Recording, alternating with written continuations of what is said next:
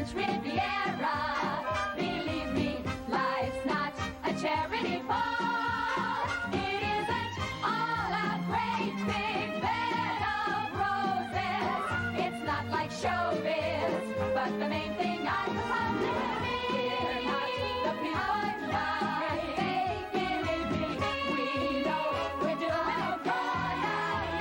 Can we maybe less than wealthy, but then again we're young and healthy. And anyone who's young and healthy knows that that's the way the traffic flows. It's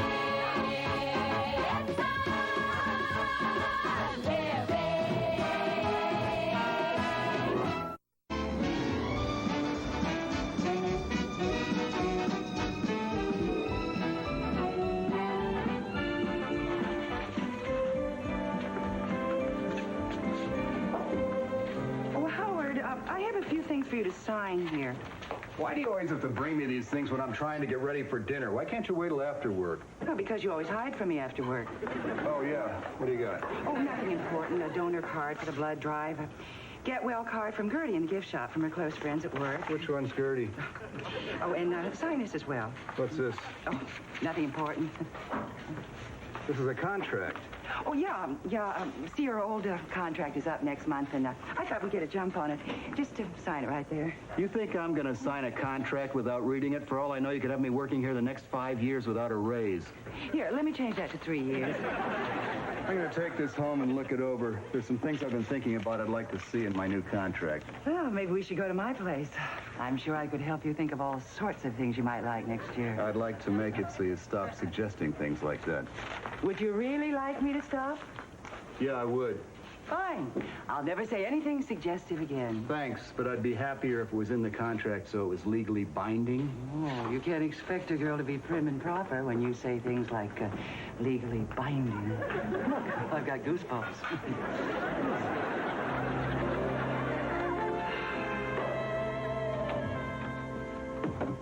Isn't Ginger coming in tonight? I think she is. I'm not really sure. She got in real late last night from her date with Jason, and when I left the apartment, she was still asleep. Hi. Yeah, I'd like to make an appointment with Evan to have my hair cut on Wednesday. What do you mean, gone? Gone where? You have to tell me. Evan cuts my hair. He's cut my hair for 5 years. Now, where is he? No, you don't understand. I don't want Andre to cut my hair. Because Andre makes everybody look like Friar Tuck. Oh, Andre. Well, I didn't recognize you. I can take my head and do what? Hello? Hello? Problem? Guy who cuts my hair just changed shops and didn't tell me where he was going. You know what it's like to try and find somebody new to cut your hair? Sort of. I had to find a new dentist last year. You're comparing a dentist with somebody who cuts your hair? What's the worst thing a dentist could do? He could pull out all your teeth. Amy, I'm talking about walking around with a bad haircut. Oh, I see what you're saying. Well, there is Sleeping Beauty. You must have had a great date last night. Jason and I had a wonderful time until we thought about what to do tonight. But what did Jason want to do? Go out dancing. Well, what did you want to do? Go out with Robert. And Jason didn't think that'd be fun? He said I had to make a choice between him and Robert. I don't know what to do. I mean, I love Jason. He's bright and funny and wise and sexy. And Robert? Oh, he's bright and wise and funny and sexy. I love him, too. Oh, honey, what are you going to do? You know, I don't know. But I better make a decision before Robert comes to pick me up tonight. Hello, Andre. This is Evan's mother. Listen, I'm trying to get a hold of Evan, but I don't have his new number at work. Could you give it to me? Well, yes, I can explain how you were at my funeral last year. Just give me a minute, dear.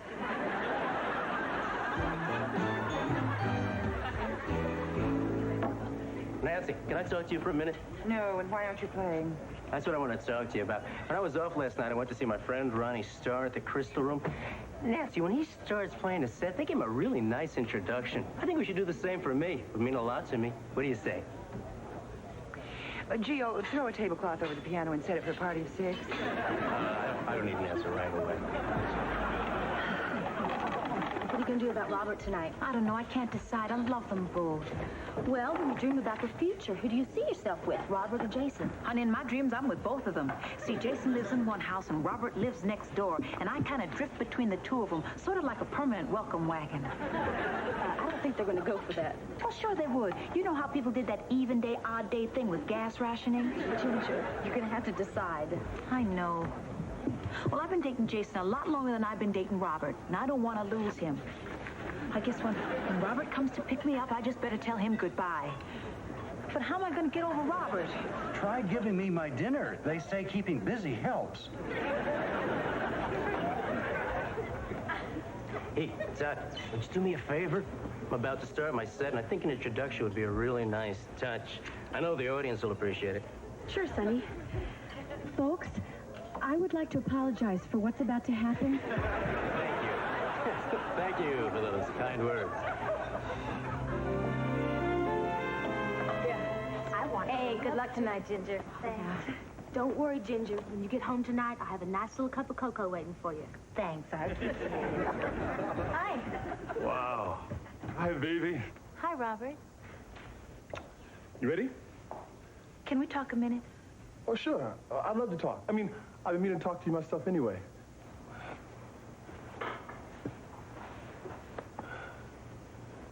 Robert, you know I love you, don't you? Oh, yes, I do. And you know I love you, don't you? Yes, I do. But I can't go on the way we've been going on. Good. I don't want to go on this way either. You're not dumping me, are you? No, I mean, I want to spend more time with you. I mean, I want to spend all of my time with you. Well, look, what I'm trying to say is, will you marry me?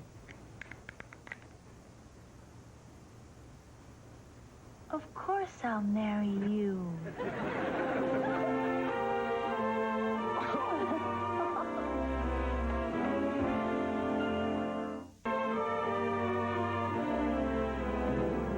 Thank you.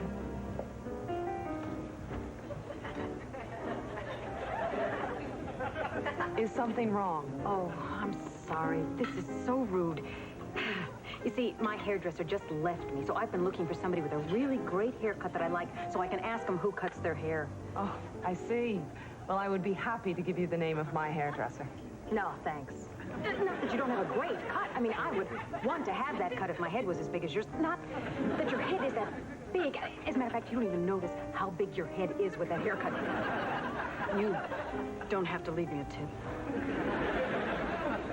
Ginger, you know sooner or later you're going to tell me what happened last night. All right, if I tell you, do you promise to keep it quiet? Of course. All right.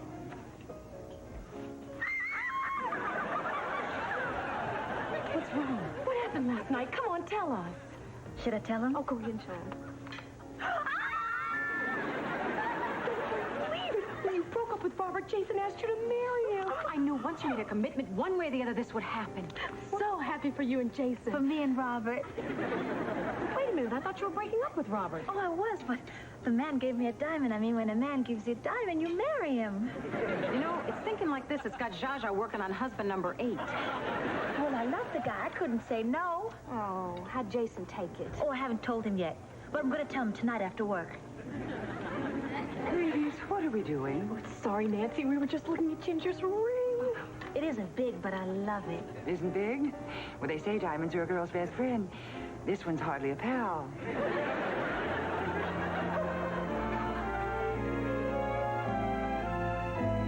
Well, Howard, would I be wasting my time if I asked a certain chef to join me for a drink after work? Well, I don't know. Does he work at this restaurant? You know who I mean. Sorry, Nancy. Got to turn you down, but not for the usual reasons. I've got to go over some of these offers I've gotten from other restaurants. Well, you're not really thinking of leaving above the top, are you? Well, that all depends on our negotiations. Oh, I'm sure you'll get what you want. Bring your shopping list tomorrow. This all sounds too easy. Well, it is easy. Look, you've got us over a barrel. We need you. Bring your list tomorrow. Okay, I will, and thank you for being so reasonable about this. Hey, it's just business. Right. Well, good night. See you tomorrow. Yeah. What a pigeon.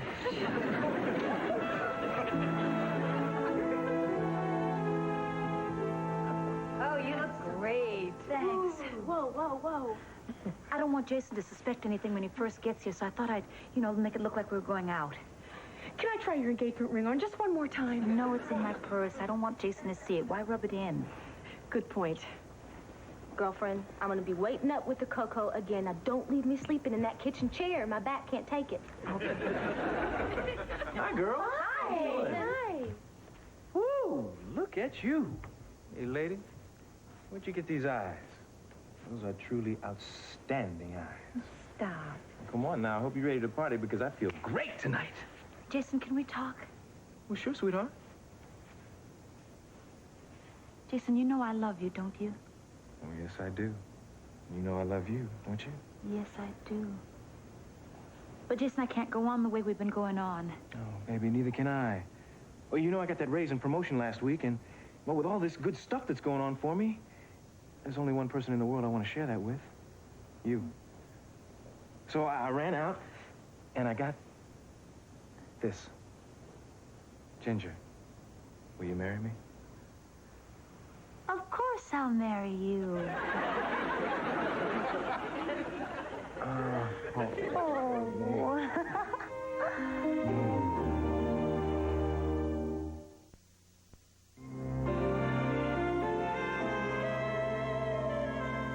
Hi, could you please tell me if you have an Evan Loomis working there? No. Okay, thank you very much. No luck? Nope, and I'm already up to the M's. Oh, I'm not calling this next one. If he's working at a place called Mr. Fabulous, he's just not cutting my hair anymore. Can I make a suggestion? You should try my guy. Jonathan's shop has all the trashy tabloids that you never finish in line at the grocery store. And in general, you hear gossip that is fairly steamy and mostly reliable. Pretty good recommendation. What about the haircuts? They're reasonably priced. What more could you ask? Oh, honey, did you fall asleep in the kitchen chair again? That is it. I'm not offering any more of my help. Woke up 4 a.m. face down in a mug of Ovaltine. Hi, everybody. Hi. Why didn't you wake me up when you got in last night? I tried, honey, but you were sleeping too hard. I could have been dead in my cocoa. No, I checked. You were blowing little bubbles. So how'd it go last night? Yeah, we saw that yesterday. No, you saw this yesterday. Jason gave me this last night. Talk about being on a roll. What is with you? You were supposed to break up with Jason. I know, but the man gave me a diamond. When a man gives you a diamond... Oh, I don't think it counts if you catch up to Zsa Zsa by going in twos. What are you going to tell your fiancé? Which one? Pick one. Well, I'm not sure what I'm going to tell him, but I better come up with something because they're both coming to pick me up after work tonight. You could definitely plead insanity. That's right. I'm going to tell them the truth. I'm going to tell them that I love them both, and I respect them both, and I'm sure I can make this work. I know I can make this work. So I'm going to try and pull this off. After all, why should I have to give up the men that I love, or the diamonds that I love? Go for it, girlfriend. Good luck tonight, Ginger. Thanks. Now listen, try to remember details. I couldn't care less, but it could make a big difference to Jan. Hi. Hi. Hi. Hi. Hi. So I see the two of you have met each other. We were in the same elevator mumbling about our little predicament. He mumbles pretty loud, so I said hello. And do you like each other? What? Do you like each other? Considering our little, situation. Yeah, Sure. I guess. Good, yes. We're off to a good start here. A good start? We're not starting nothing. But I don't want to lose either one of you. Baby, I did some checking around. And there's not a lot of guys who stay engaged to a girl who's engaged to a lot of guys. Two's not a lot of guys. It's a whole bunch. Ginger, why'd you do this? What'd I do? You asked me to marry you, and I love you. So I said yes. And then you asked me to marry you, and I love you. So I said yes. Could you say no to him? I guess not. Thank you. It's okay. But I still don't like the idea of my wife being married to another man. I know it sounds kind of traditional and all, but that's the kind of staunch brother I am. Does this mean you want your ring back? I'm afraid so.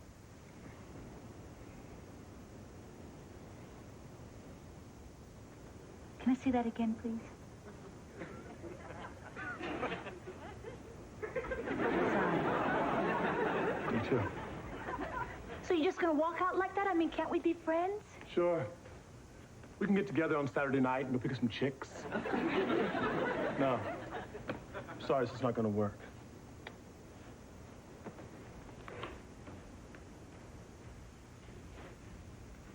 I'm gonna miss him.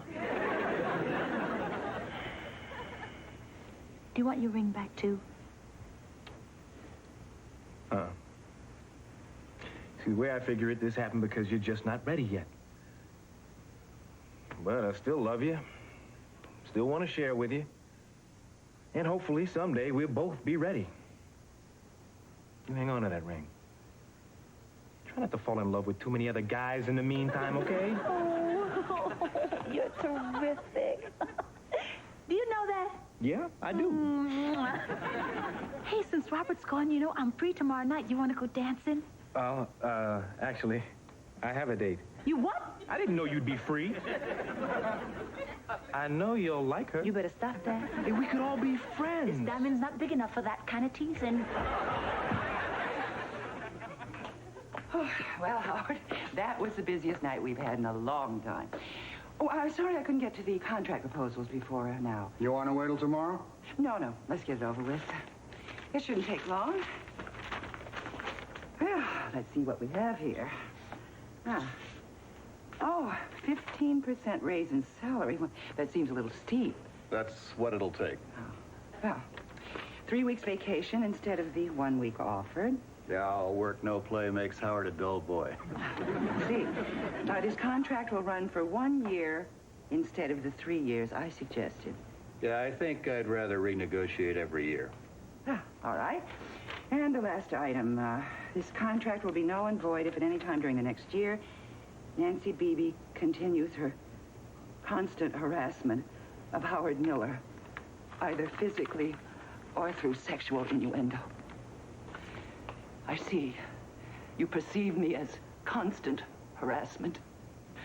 Person tries to be friendly with her fellow workers, and this is what she gets. Okay, settle down. You're overreacting. Oh, really? No, I'm not. Look at what this says. I mean, you try to be vulnerable. You try to open up to people. You try to be friendly, and this is what you get. Come on, Nancy, I don't like to see you like this. I suppose you'd rather not see me at all. Why don't you put that in the contract? Look, I probably went too far. Why don't we just drop that last item? Oh, sure. Let's drop it. Just like it never existed. I'm going to be the laughingstock of this hotel. And what about this 1 year contract? I can't go to management with a 1 year contract. What did I ever do to you to make you hate me so much? If we can compromise, make it 2 years. There. Settle down. Nancy, shut up, please. For me. I wish I could. You just make me feel so cheap. I hate myself. I don't want to live. Why do you need 3 weeks off?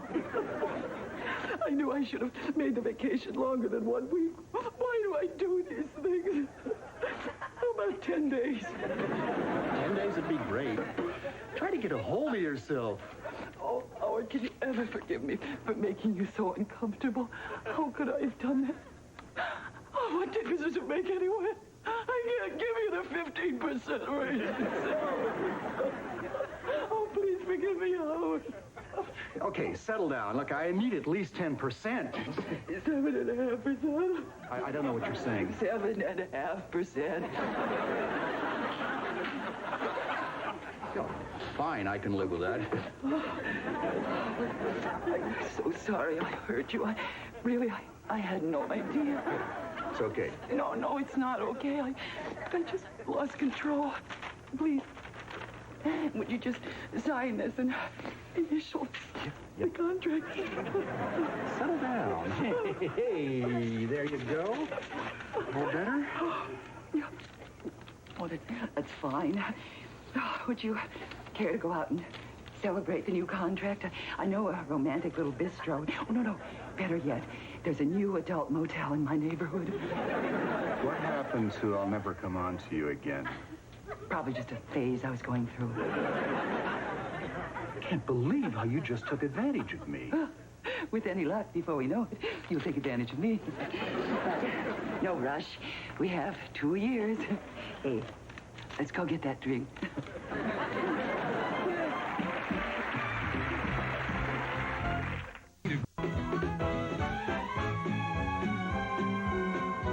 Seton Hall takes on Boston College when Channel 9 presents live coverage of Big East basketball. Next. Later, enjoy crazy comedy with Britain's #1 clown, Benny Hill, tonight at 10:30 on Channel 9.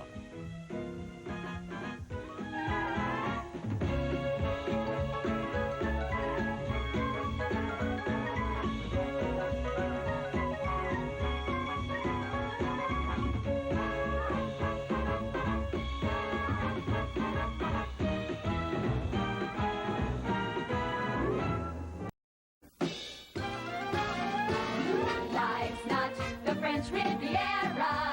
Believe me, life's not a charity ball. It isn't all a great big bed of roses. It's not like showbiz, but the main thing I love is we're not the people's life. They believe me, we know we're doing good. Can we maybe less than wealthy, but better again we're young and healthy. And anyone who's young and healthy knows that that's the way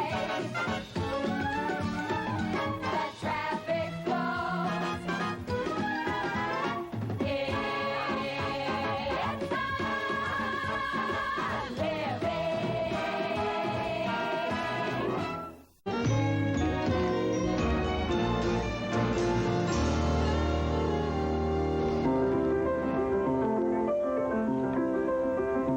In a clearing stands a boxer and fighter by his trade.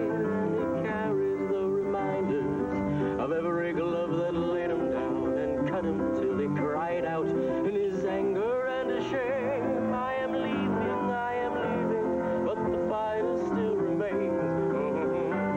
But the fighter still remains. La la la.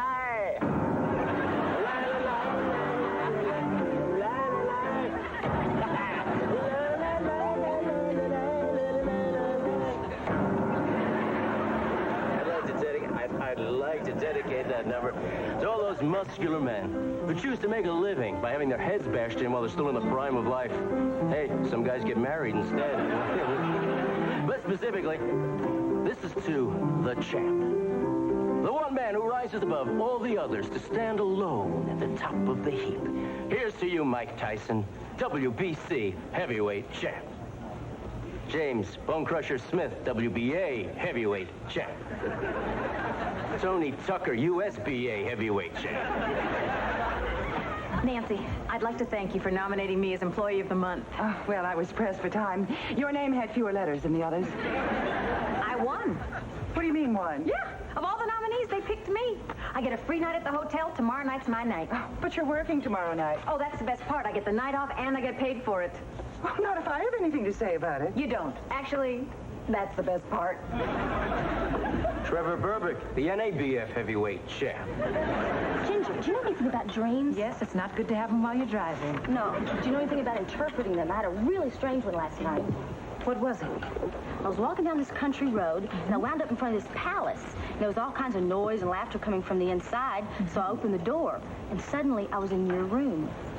I told you to keep quiet, and you said to me, here's a quarter, go to the movies. Was it on me? I don't know.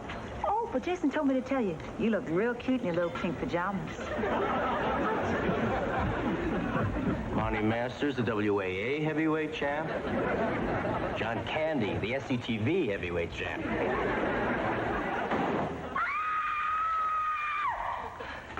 Flashback from the 60s. No, I was just rehearsing. I'm up for a part in one of those slasher movies. Shop Teacher 2. I saw Shop Teacher 1. That guy was bad news. He had every tool in the Black & Decker catalog. Oh, Howard, I hope I get this. It could be a real career maker. What's the part?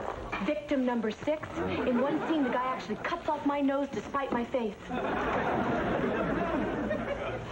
Hey, I bet you and Richie are excited about tomorrow night. We can't wait. I want to get away from the house and the kids and the dog. I'm telling you, Norman Rockwell must have never made love in his life. Howard, after work this evening... I'm going home and crashing, Nancy. I hired a private trainer at the gym. He gave me a really rough workout this morning. Well, I bet I could give you an even rougher one. I ache all over. Pecs, lats, traps, delts, quads. You name the muscle, it hurts. Stop it. Just stop it. You know, it's a small world, Nancy. This trainer says he's been out with you. Has some real interesting stories. Guy named Turk Brophy. Do I look like somebody who'd know a man named Turk Brophy? He swears to it, Nancy. Maybe I know him. Small man with deceptively large hands. What a braggart.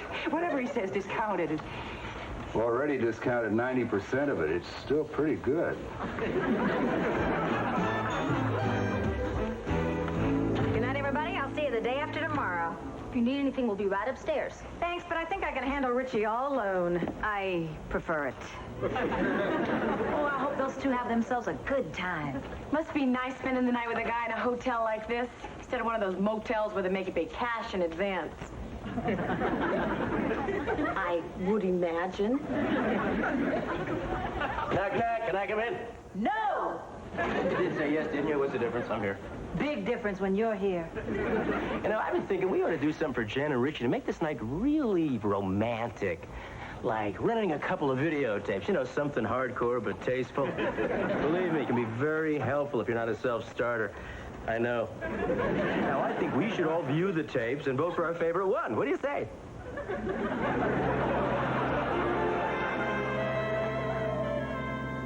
Thank you. Ginger, I had another dream last night. Don't blame me. I wasn't in it. How do you know? Because we had your dream at his place last night.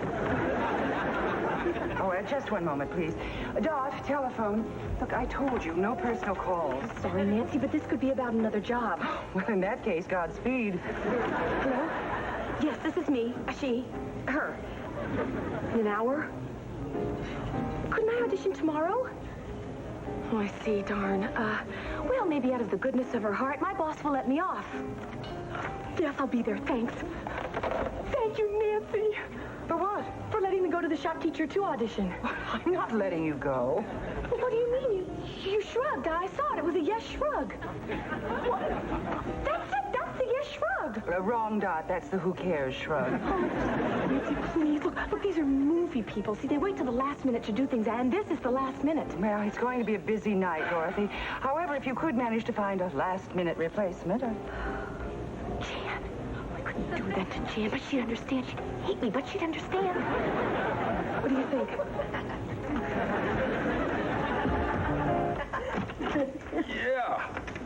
Boy, I am glad I didn't fall for one of those big East German women. Hey, pretty room. Yeah, well, it seems to have the necessary equipment.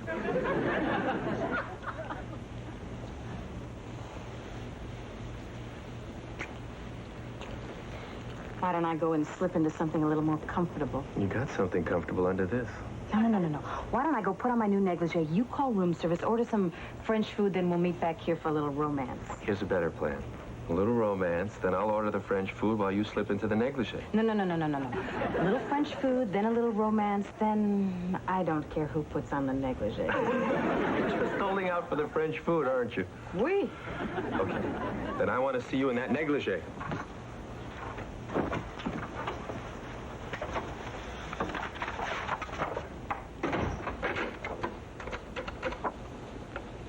Yeah, hello, room service? I'd like to order dinner for room 1530. Yeah, 2 coq au vin with the vegetable du jour, the soup du jour, anything du jour. And a bottle of Chateau something. White. Thank you.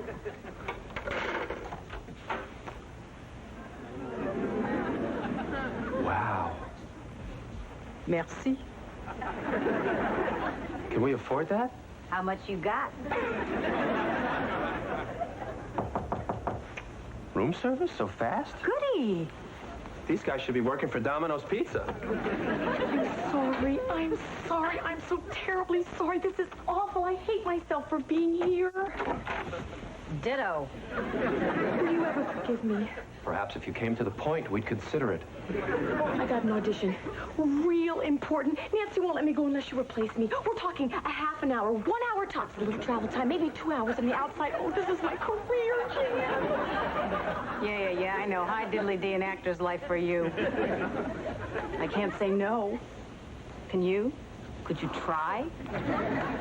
I guess if it's okay with Jan, it's okay with me. Thank you. Oh, you won't regret this. I already do.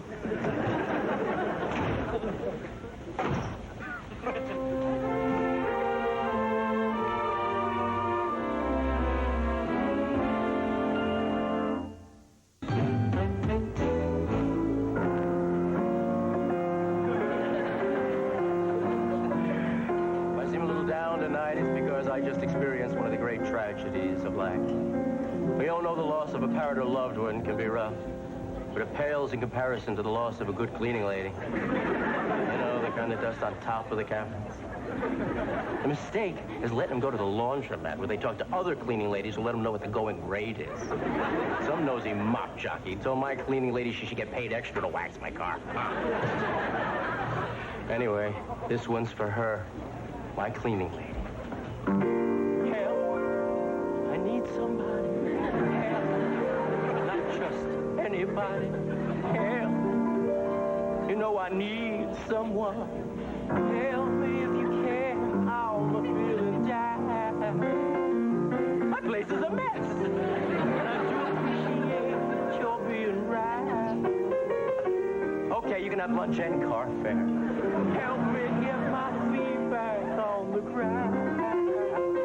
Won't you please help me? Somebody better help me soon. My trash compactor's starting to smell like Baghdad.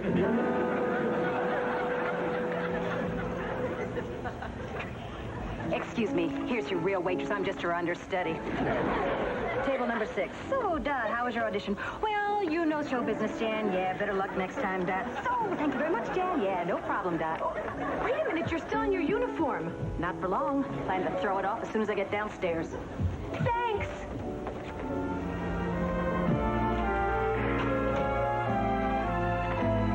Hey, I remember you. You stay right there. Snow White wants to go change. Who is it? It's Nancy Beebe, Richie.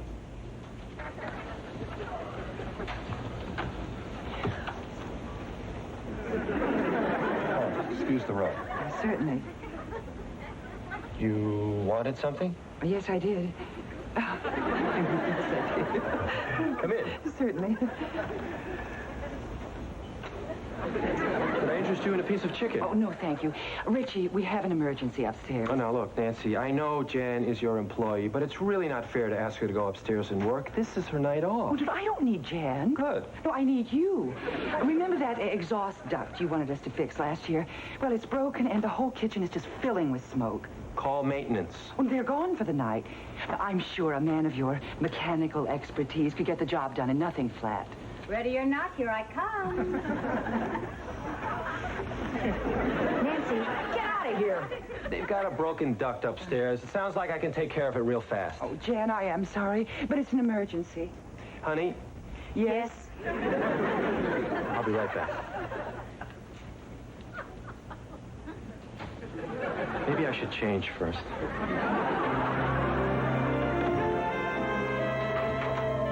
I'll be finished in a second, Howard. Just gotta tighten a couple of bolts here. You want to hand me that wrench? Yeah, sure. Hey, you okay? Yeah, it just feels like a bone bruise. You want to get checked? No, I gotta get back downstairs. Hey, what happened? Nothing. I was just demonstrating how gravity works. It's working fine. Why are you holding your wrist? So my hand won't fall off. Come on, let's go to the emergency room. I won't have to drive, will I?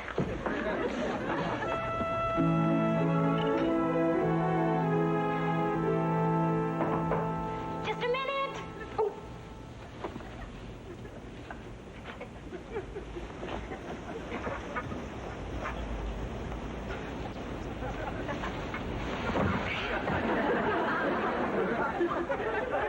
It's open. Come on in. Hi. What'd I do? What are you doing here? Well, nobody else wanted to break the news to you, so they made me do it. What news? Why does everybody think they can just push me around? What news? Take it easy, Jan. It's no big deal. It's really not as bad as it sounds. They didn't even have to call an ambulance to take Richie to the county hospital. Hospital? Richie's in the hospital? What happened? Well, I'm not sure. I wasn't actually there when Richie fell off the ladder. All I know is what Dot told me, and you know how Dot exaggerates. Oh, I'm gonna go there. Well, by the time you get there, he's going to be gone. Well, in case I do miss him, would you please write a note for me? Sure. Oh, Richie's got the car keys. Well, you use my car. Thank you. And don't forget about the note. Sure. Where's the stationery? In my suitcase. In the bathroom. With the pen. Under the soap and the bath mat.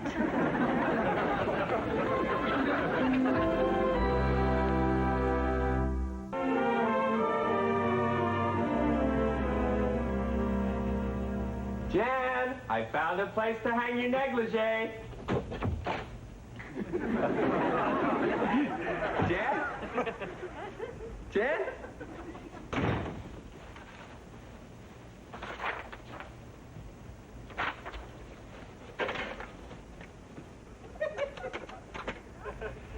At the top. Yeah, hello, Nancy. Nancy, this is Richie. I just read Amy's note. What's this about a hospital? Oh, then she's got to return Amy's keys. Yeah, well, I'd kind of like to see her sometime tonight. I'll be right up. Huh? Oh, the hand is just fine. No, I don't think it was anybody's fault. No, I won't sign a statement to that effect. Because I broke my arm in your restaurant.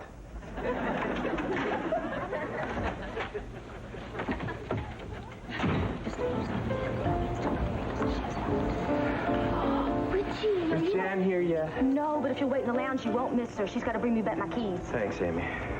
Richie? Yeah. Can I sign your cast? Later, Amy. Richie? Richie? Richie, if you're planning on jumping out of there with your underpants on your head, I'm not going to laugh this time. Richie? I hate this.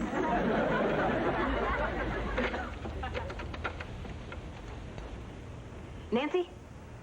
Jan. Look, have you seen Richie? Great. Me? I'm downstairs in the room again. Thank you.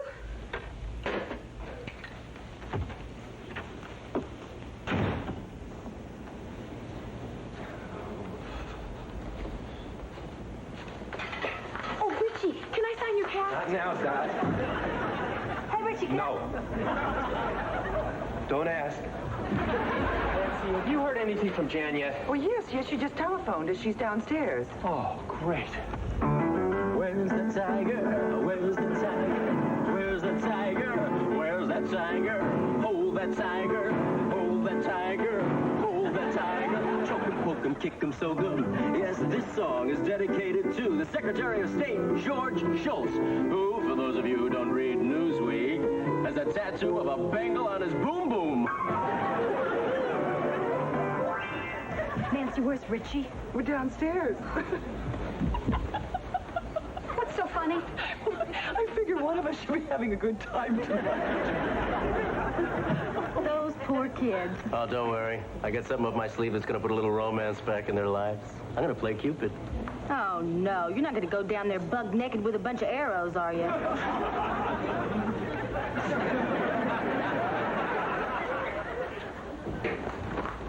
Oh, Howard! Oh, I appreciate your finishing Richie's work for him. I expect to charge the hotel up the kazoo for it. Why not? I like a man who seizes an opportunity. You like a man who seizes anything, according to Turk. Oh, for God's sake, it was just a brief fling. You know, it bothers me when my past peccadillos are bandied about like a shuttlecock. It's tough for a guy to keep quiet about a peccadillo behind the scoreboard at Dodger Stadium. I know it was foolish, but it seemed so exciting and dangerous at the time. Well, no big deal. Nobody saw us. I don't know, Nancy. I heard you had to come out and tip your cap.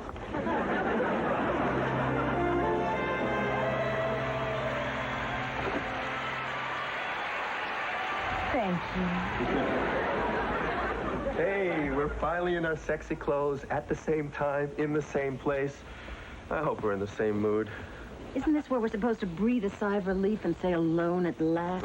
No way. I've seen that in the movies, and someone always comes bursting in a second later. I'll turn out the light. You put the do not disturb sign on the door. It's already been done.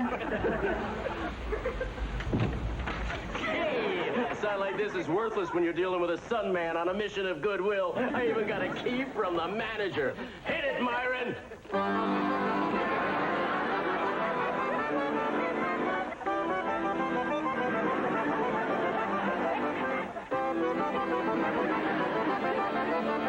Now, lady of Spain, I adore you. Right from the night I first saw you. My heart has been yearning for you. What else could any heart do? Yeah, lady of Spain, I'm appealing. Why should my lips be concealing? Sonny, shut up!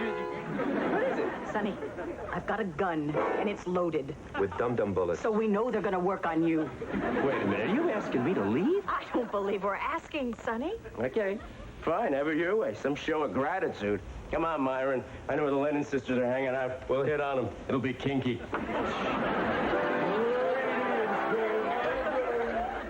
Don't. No. You see, if we try to figure out what he has in his mind, just don't. I'm exhausted. Oh, me too. Good night, sweetheart. I said I was exhausted, not unconscious.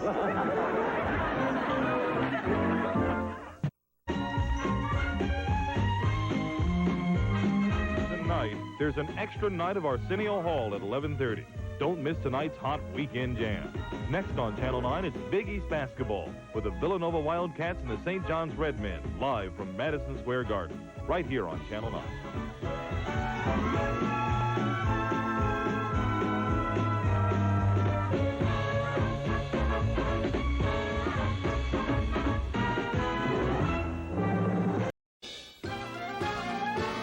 Life's not the French Riviera.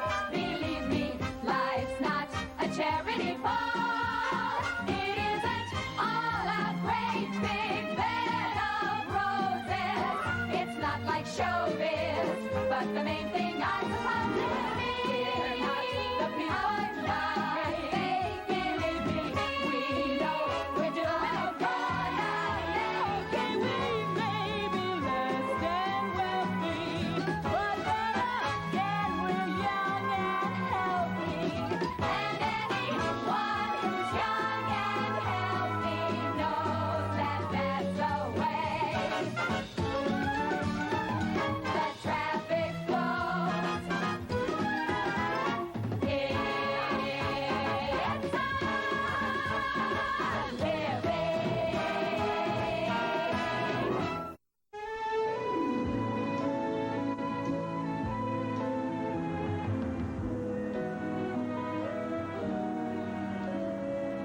What is it that we're living for?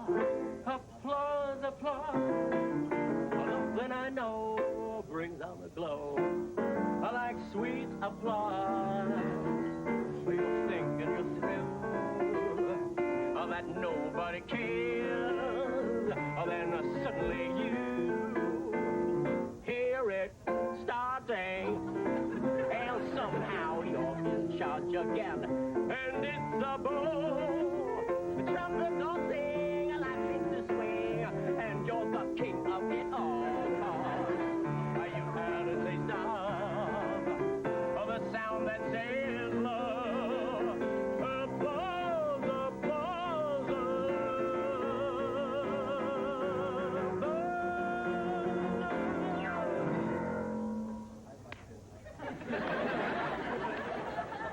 There it is. I can't live without it. Hi, Scott. Hello, Doc. Hey, Amy. Hi. Have you made up your mind about tomorrow night yet? I'm still working on it. Good enough. Oh, you didn't waste any time. We just started yesterday. I don't know, though. I don't think I'm going to go out with him. Are you kidding? He's gorgeous. On the outside. What about his inside? Oh, come on. I don't even want to know that about the president.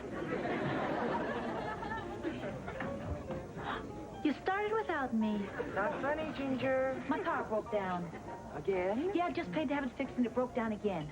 Guess I should have taken it to Mr. Goodwrench instead of Mr. Nice Smile.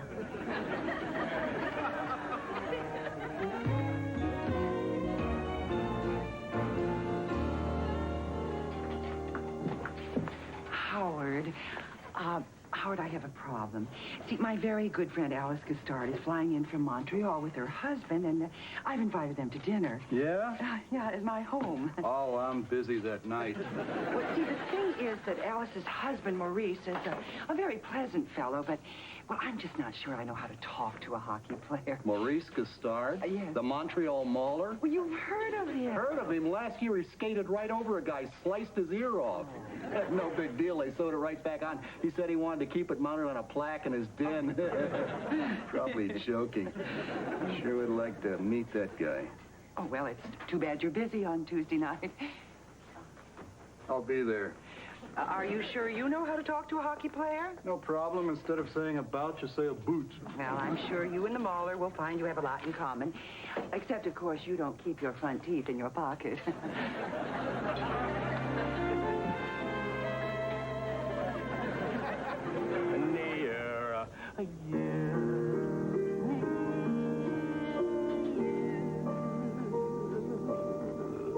Yeah.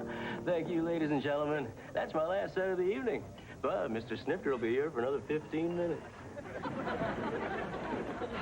Maybe it's time to get another car. And get rid of my Gremlin? Girl, I've had that car for 10 years. Well, maybe when your engine block dropped out on the freeway, your Gremlin was trying to tell you something. Yeah, but I can't afford a new car. Hey, you should talk to Jan. She's thinking about getting rid of her car. Is it in good shape? Well, the Anderson for President sticker's a little faded, but other than that... Hey, Jan, you thinking about selling your car? Yeah, I really hate to part with it. It's a great little car. But Richie just bought a pickup and he's giving me his car. Why? Well, I just thought that I might be interested in buying it if it cost less than an engine block. Richie told me not to take a penny less than $450 for it. How's about 300? Deal. What's an engine block? 600. No, what's an engine block? Oh, who cares? I should have probably taken better care of it to begin with. There you are. But then, you know, I thought that I would probably win another car. You won that car? Oh, yeah, on Let's Make a Deal. See, Monty Hall said that he would give $50 to any woman who had a ratchet screwdriver in her purse. Here's your coffee.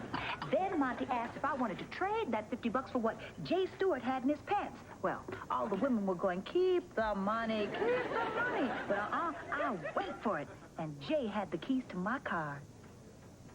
You had a ratchet screwdriver in your purse? You know how you never can find a ratchet screwdriver when you really need one?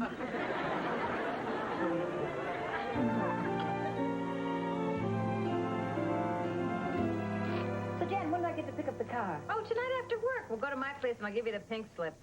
You can drive it home. Yeah. Parked on a hill, so you shouldn't have any problem getting it started. Jen, you sure this car's okay? Oh, you'll love it. It's got a lot of extras. Power brakes, AM, FM radio, little vanity mirror on the visor. Oh, I like that. Yeah. I use it all the time since the rear view mirror fell off.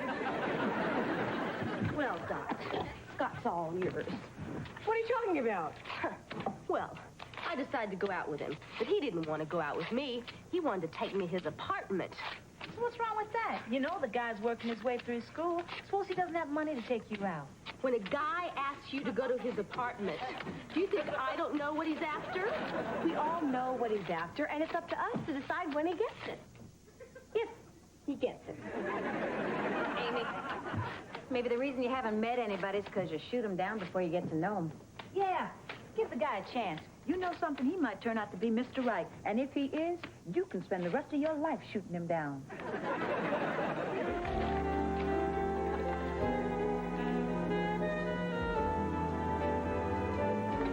Hi, girls. Hey. Hey, is Amy here yet? She's probably recovering from her date with Scott. Oh, you think she's exhausted from saying no?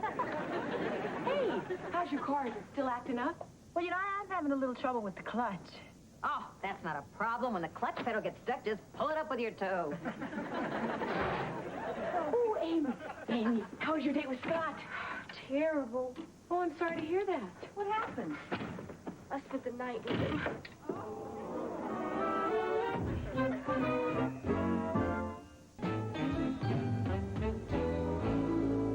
Amy, you spent the entire night with Scott? Yes, ma'am. Oh, come on, honey. Now try not to be upset. You're human. What happened to you is not unique. We've all let our physical needs take us by surprise. Sure, lots of times. Amy, would it help you to talk about it? Well, when I got there, every light in the house was on, and there was this gang of people there waiting. They were all there watching some movie about these guys who kidnapped this bunch of girls and take them to this cabin in the woods. Then what'd they do? They danced, mostly. Not 7 brides for 7 brothers. Yes, that's what it was called. That was a real hooter. Amy, get to the good part, will you? Well, everybody left, and then Scott asked me to stay. He wanted to watch this tape of Gandhi. Oh, right, sure. The old passive resistance ploy. What happened? I fell asleep. And? And when I woke up, it was 5 o'clock in the morning. And? And I left. That's it? When you woke up, did you check your clothes? Were they rearranged? Oh, come on, Dot. The guy's not a dentist. You mean you stayed there all night and nothing happened? Oh, he tried. But I pretended I was asleep. It was either that or say no. What other choice did I have? I can think of one. Shut up, Dorothy. Why didn't you just tell him up front how you feel about this? Oh, Jan, I've tried that approach. That never works. Well, maybe you're not doing it right. I'm not doing it at all. That's my problem. If I could just get someone else to talk to him and tell him how I feel. Dot, well, would you talk to him? Why me? Because, see, no matter how I explain my position, it'll sound like I'm saying no. But if you do it, he'll think you're saying no. Makes sense. Yeah, right. No, really, it does. If the guy doesn't understand how Amy feels about this, then he's just not the right kind of guy for her. Okay, I'll give it a shot. Oh, thank you, Dot. You're my friend. Ladies, what's keeping you? Nancy, it's my fault. I'm in here airing out my dirty linen. Oh? And did bluebirds fly out?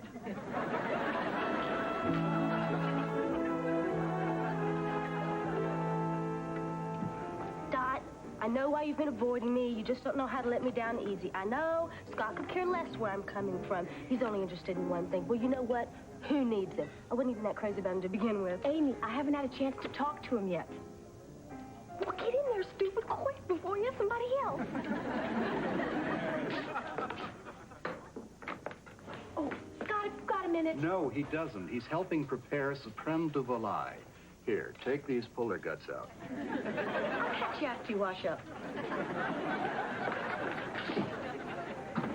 Howard, about Tuesday night. Yeah, I was meaning to ask you, what should I wear? Oh, I think your mauve apron is very becoming. Apron? Well, you know I'm not much around the kitchen, and this is a special occasion. You want me to cook? Oh, would you? Just something simple. A chop, a frozen vegetable. Hey, the guy's coming all the way from Montreal. He deserves a good meal. How about tarragon lamb with stuffed artichokes and for dessert, champagne ice? No, he might be sick of ice. Let me think about it. Oh, well, I don't want you to go out of your way. Are those little Napoleons hard to make?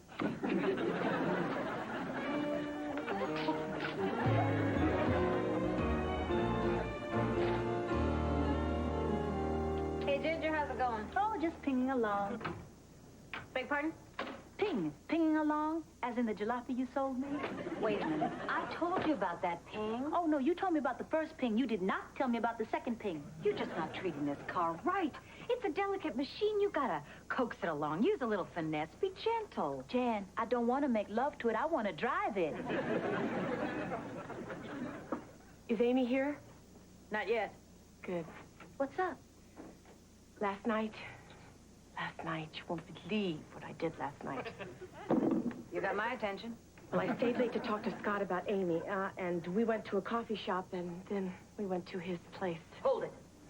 I'm not sure I want to hear this. I know I don't want to hear this. It is not what you think. I went there, and I told Scott just what Amy wanted me to tell him. Then he said he wasn't interested in Amy, and in a wild, frenzied moment, I think I said the same thing. Wait a minute. You went to Scott's apartment to befriend Amy, and you ended up befriending Scott? Well, I didn't actually befriend him. But you came close. Harry. Oh. on Amy, that makes him fair game. But that is no reason why Dot shouldn't feel guilty as hell. I do. Oh, good, then everything's above board. Well, I'm sure the two of you can explain that to Amy. Oh, come on, Jan. I am prepared to take full responsibility for my actions. I'm an adult. No matter how difficult it is, I will tell Amy. Dot, you know that is very honest of you. Jan, maybe that sort of thing will catch on someday. Hi, y'all. Hi. Dot, before you tell me what happened last night with Scott, I just got to thank you for acting on my behalf. Oh, there's no need to thank me. No need at all. Good or bad? Tell me what he said. Well, first off, we went to a coffee shop. But before I got to the point, the place closed, so we had to go to his apartment. Oh, really? Don't you love that big red couch he has? It's a little lumpy. So, eventually you got around to talking about me? Right. And? And nothing else. Why would you think we would do anything else? I mean, what did he say? Oh, well, he was very understanding, and he admires you a great deal for living up to your standards, but he's not interested in your standards. What? He could care less. You said that? In the nicest possible way. And he hopes that you and he can remain friends. And he hopes that you and I can remain friends. He hopes that the three of us can be friends even though it didn't work out. All around. So what? That doesn't surprise me. That happens all the time. Thanks for being so upfront with me, Dot. Oh, I'm glad that's over. Over? She hasn't heard part 2 yet. What are you trying to do? Break her heart?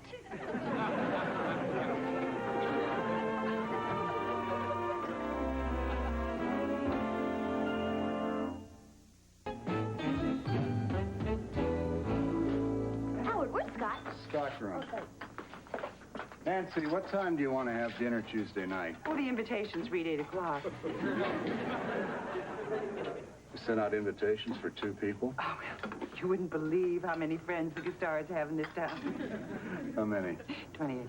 How many? 28, and they all love the idea of Sam. Hold the phone. First you asked me to dinner with another couple. Fine. Then you tell me I have to cook. Now you want me to feed an army? For goodness sake, Howard, it's not sit down, it's buffet. I still have to cook this stuff. Well, what are you griping about? After you finish cooking and serving, you can feel free to mingle with the other guests.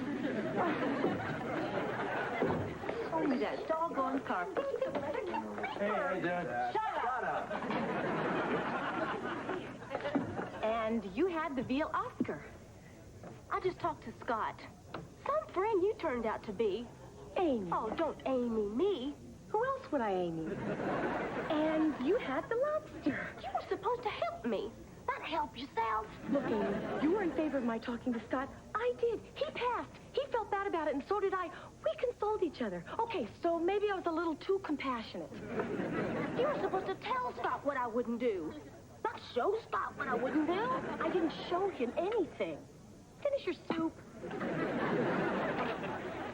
All right, I admit 28 is rather a large number of people. Oh, that doesn't bother me, Nancy. I cook for more than that every night. I have made a small change in the menu, though. Oh? Yeah, I figure since Maurice is from Montreal, instead of the lamb, I'd prepare the Canadian national dish. Oh, Howard, oh, apropos. Well, what is the Canadian national dish? Gino's Pizza Rolls.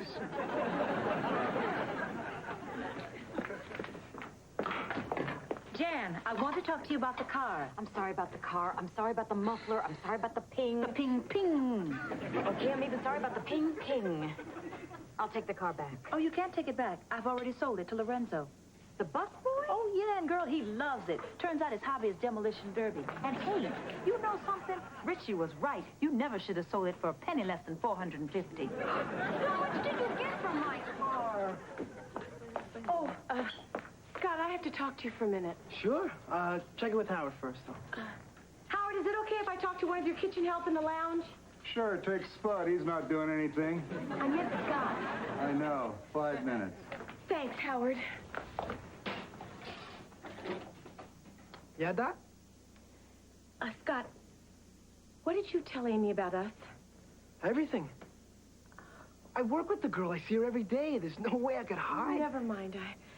I'm afraid I didn't handle things too well last night. Oh, well, I have no complaints.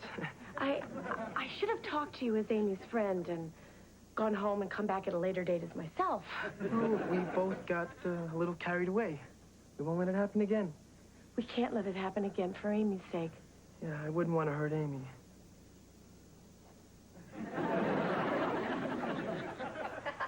Wait. Scott, let's not rush things. I have no choice. Howard only gave me 5 minutes. Scott, this isn't easy for me. I have to make a choice here.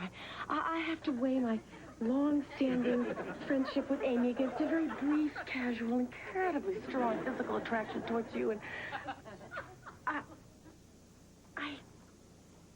think you know what that choice must be. Yes, I think I do.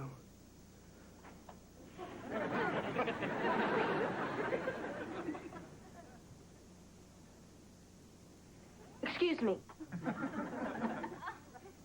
Oh, hi, Amy. I was just breaking up with Scott.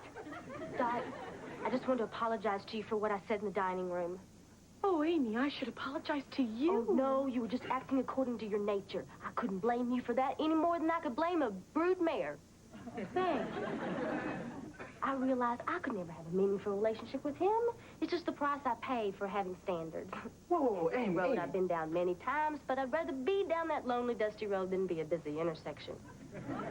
Well, Amy, I traveled that lonely, dusty road. I just pulled up for a picnic. Oh, Dot, it's not your fault. There are two kinds of men in this world. Those that respect women and those that use them. I respect women. It's a disposable society, Dot. When things get used, they get thrown away. Don't I know it? I haven't used anyone. I haven't gotten a chance. This has nothing to do with you. See, Dot, he's just lying in wait, waiting to pounce on his next prey like a leopard on a gazelle. Yeah. It's the law of the jungle. And gazelles have never had equal rights under that law. Wait a minute, Dot. Amy, I underestimated you. You were right all along. I should have done what you did. I should have fallen asleep on him. I am woman. Hear me snore. Amen. Dot, are you finished with Scott? Yeah. We both are. Howard, I don't understand women. Well, we can't all be Phil Donahue. Oh, Amy, I feel so much better. Hey, what do you say we go out tonight and celebrate? Sure. Where do you want to go? Well, you know, I was thinking about checking out the action at the Velvet Lounge. Isn't that a pickup joint? Oh, Dot, what happened to the lonely, dusty road? Fortunately, the lonely, dusty road is lined with pickup joints.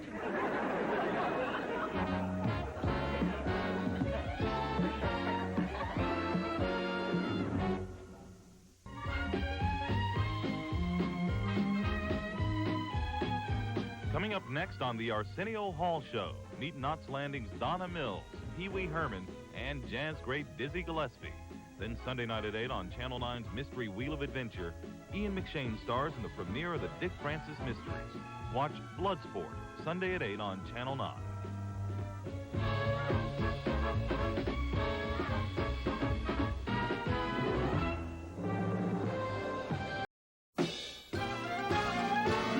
Life's not the French Riviera. Believe me, life's not a charity ball. It isn't all a great big bed of roses. It's not like showbiz, but the main thing I suppose is we're not the people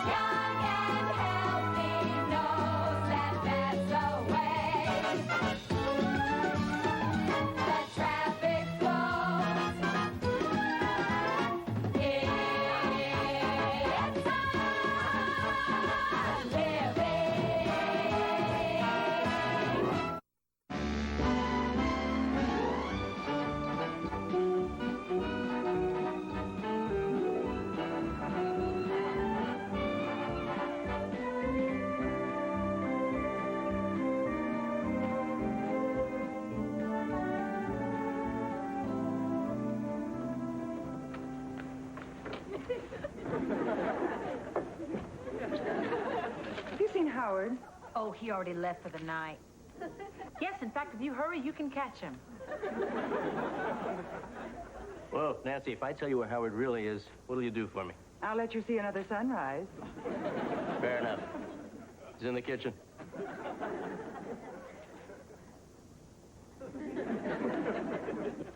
Better put the pedal to the metal, Howard. I'll deal with you tomorrow. Well, I hope you enjoyed your little prank. Now it's my turn. You will all come in 1 hour early tomorrow. No problem. I'll be here. We'll start doing the inventory, and then after work, you can finish the inventory. But that could take all night. With any luck. I'll deal with you tomorrow.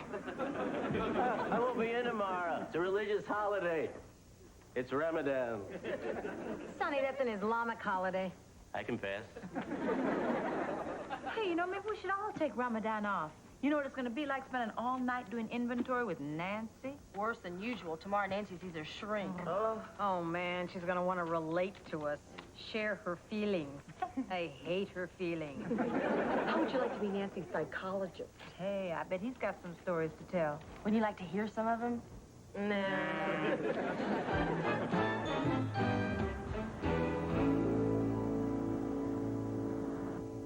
And in this dream of yours, did the Temple University basketball team call you afterwards? One thank you note from the water boy. Nancy, we've been working together for 3 months. You tell me your dreams and your, I've got to be honest with you, your sick fantasies. But I don't think we're dealing with the real cause of your problem. The relationship with the people you work with. You mention them in passing, but you never really discuss any of them. Well, Dr. Tishman, I don't talk about them because, well, to be perfectly frank, I don't think they like me. And I don't understand it because I go out of my way to help them. Oh, Ginger, how would you feel if I changed the schedule and you were on for the next 2 nights? Terrible. I can live with that. Oh, come on, Nancy, you can't do this. It's my neighbor's first vacation in over a year, and I promised them that I'd babysit their son.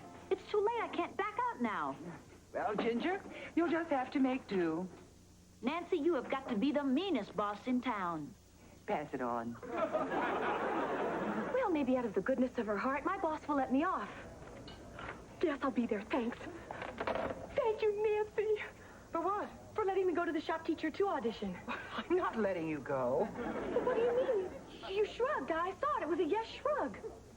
Well, that's it. That's the yes shrug. Wrong, Dot. That's the who cares shrug. Ladies, what are we doing? Sorry, Nancy. We were just looking at Ginger's ring.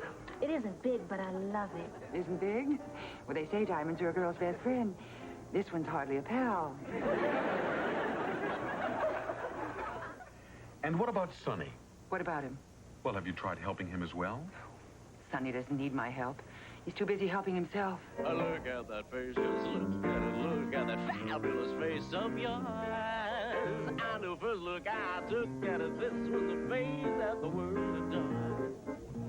I look at those eyes and see. Look at that nose.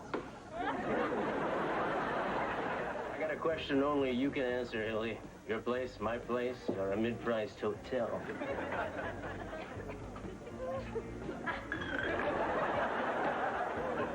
I don't need an answer right away.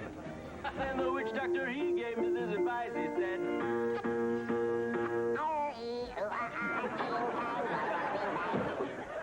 What did I do? ladies and gentlemen, thank you for your support of Lounge Aid. Look at me.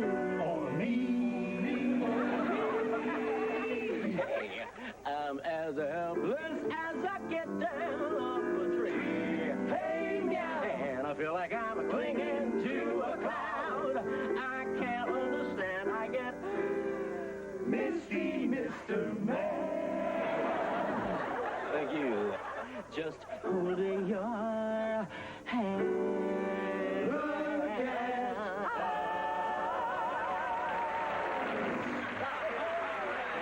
Sorry to bother you, but are you divorced? I don't think that's any of your business. Oh, come on, you can tell me. I'm a sensitive kind of guy. Yes, I am. Bingo. yes, I think I see what you mean about Sonny. By the way, could you give him one of my cards? And now I've got some ink blots here that I'd like you to look at and tell me what comes to mind. A naked man. And this one. Naked man. And this. Naked man. And this one? A naked man. Well, you got one right. There is one member of your work family that you have avoided mentioning. Howard. My relationship with Howard is none of your business. I think it's a big part of your problem. Now, I know how difficult it is for you, but if we're going to make any progress, you're going to have to discuss him. Oh, sure. So you can take everything I say and twist it around so it appears I have sexual designs on the big lug. Well, on second thought, we could hold off on Howard. Oh, no, no, no. You opened this Pandora's box. So loosen your tie. Get ready for your ears to burn.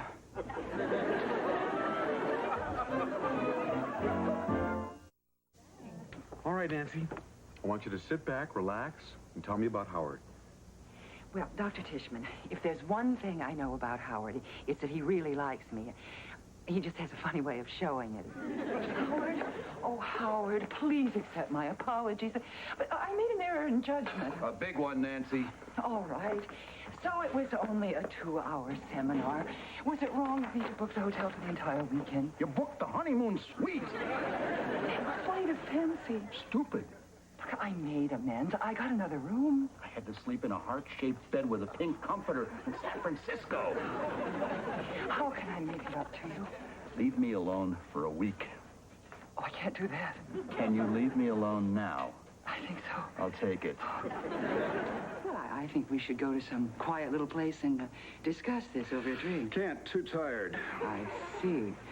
But if I were to order a new oven first thing tomorrow morning, then... Ships pass in the night. Who knows where they might drop anchor on a really foggy night. Howard, what are you suggesting? It's the key to my apartment. You figure it out. Howard! Go there. Wait for me. I'm on my way. Wait, why don't we go together? We're in 2 cars. But I could follow you. Something's wrong with my accelerator. I can only drive at 90 miles an hour. So I'll be along in a few minutes. I'd be asleep by then. Oh, well, I'm going. What's the matter now? The girls are under the impression that I won't fire anyone, so nobody's afraid of me. I'm afraid of you. Howard, please. I need someone to lean on. Lean on or rub up against? Nancy, I only get 2 weeks a year. How can I put this so it won't hurt your feelings? No, how can I put this so you'll understand? I don't want you with me. I don't understand.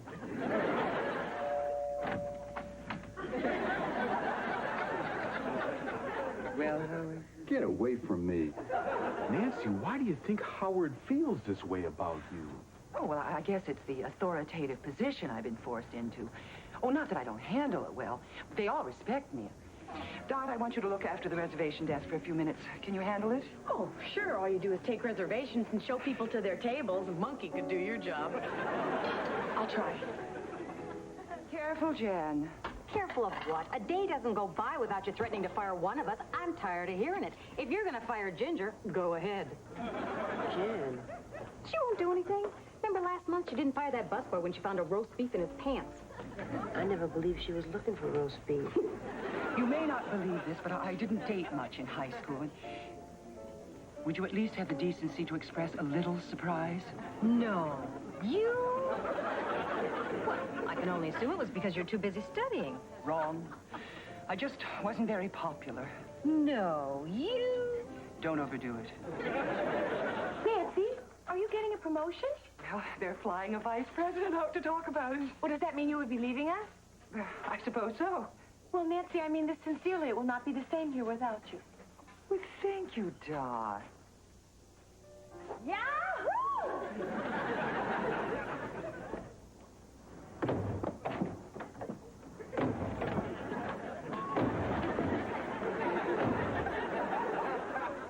Nancy, there's a little psychological test that could give us some insight here. What was that, Doctor? Oh, I'm sorry. I was looking up your pant leg. What I was saying is, I'd like to try some word association. I'll say a word, and you say the first thing that comes to mind. Ready? Yes. No. Yes. Stop. Just kidding. All right. Let's begin. Dog. Cat. Sky. Blue. Apple. Pie. Strudel. Naked men. But what's the difference? What can you learn from this anyway? Oh, all right. We'll try something else. Isn't there anything at all that you like about work? Well, yes. Sometimes there's a sense of camaraderie. I'm never included, but I like to watch. I have to tell you a secret, but you have to promise not to tell another living soul. Not even Jan? I already told Jan. Ginger? She knows too. Sonny? I told her. What about Howard? He knows. Look, do you want to know the secret or not? Oh, sorry, yeah. Sonny and I had a deal, right? That if he paid for the gas and the food, that he could hang with me. So he became known as the guy who was with Ginger. It immediately upped his self-esteem, and I went looking for Mr. Right. Did you find him? No, I found Mr. Half-Right. He was good enough for the weekend. Oh, poor Sonny. Why don't we look on the bright side? What is the bright side? Well, at least now he has something in common with one of his heroes, Glenn Miller. What? They're both probably dead. But suppose not. Oh, I don't know. Jan, that plane's been missing an awfully long time. I'm talking about Sonny. Suppose Raymond hasn't had time to stuff him and mount him. Yes. No! Say the best things in life are free, but you can give up to the birds and bees. What I want, what I want, that's what I want. It's what I want. It's what I want. That's what I want. But it can't buy everything, it's true. But what it can't buy, I can't. Money. What I want, lots of money. What I want is what I want. That's what I want. That's what I want. Give me money. Well, our time is up, Nancy. I'll see you again next Wednesday. Oh, but I haven't told you about my dream. Oh, yes, you did, about you and the basketball team. No, not the recurring dream. The dream I had last night.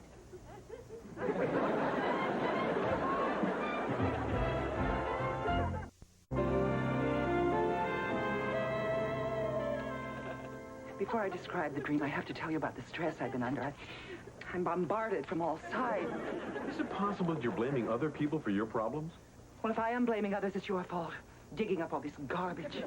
What I was saying was that I think your perception of these people may be a little clouded. Why don't we discuss the way they relate to each other? Oh, great. You want me to talk about them on my time? Actually, Nancy, we're on my time now. Well, in that case, these girls have idiosyncrasies that could drive a sane person crazy. Let me rephrase that.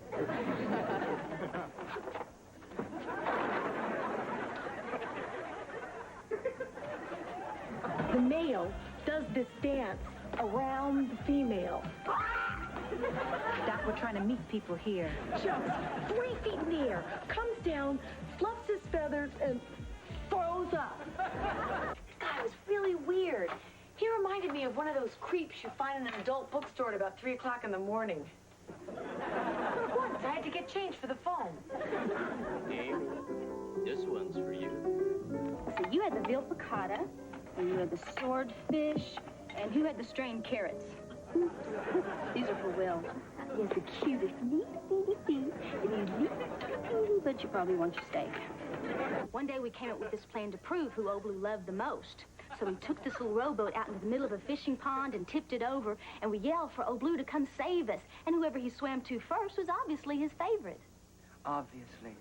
So Oblu jumped into the water and he paddled like crazy. And suddenly we realized a very, very important thing. Not all dogs can swim. Amy, I'm not very good at allegories. Would Old Blue be Howard or Teddy? Old Blue was my dog. I know that, but what's the point? The point is my dog is dead. How did I get in the middle of this? Nose first, as usual. Is it so wrong to care, to lend a helping hand, and every once in a while to give a little advice? Jan, if we give you the Nobel Prize, Will you butt out? Sure. That's all I ever really wanted. All right, I admit it. I want to look good for the old boyfriend. I mean, I haven't seen him in 15 years. It would be nice if when he saw me, he dropped to his knees and said, Jan, how could I have dumped you? Let me be your love slave. It's no big deal. Mirror, mirror on the wall, who is the happiest waitress of them all? Ginger St. James. You bet your sweet glass I am. So you come back after all this time and just expect me to drop everything and run off and meet you at the airport. Oh, Henry, you've got a lot of nerve thinking that you can still charm me the way you used to. What airline? I am committed to my relationship with Bernard, and my relationship with Jeffrey, and my relationship with Daniel. Guess I gotta get some of this commitment out of my system before I'm ready to settle down. Hey, the old sun man would like you to gallop back with him in time to the days of the Old West. When men were men, and women were just useless broads. Any advice? Well, you do come on a little strong, Sonny. Yeah, what can I do about that? Well, if you ask her out and she says yes, send another guy. Then if that works out, send him again. That's a little iffy, Howard. Well, I was thinking of her happiness. Well, I can afford to think of her happiness. I want to score. Now I'd like to sing you a children's song that made me very happy when I was growing up. Who's that knocking at my door? Who's that knocking at my door? Who's that knocking at my door? Said the fair young maiden, it's just me from across the sea. Said Barnacle Bill the sailor, I just got paid.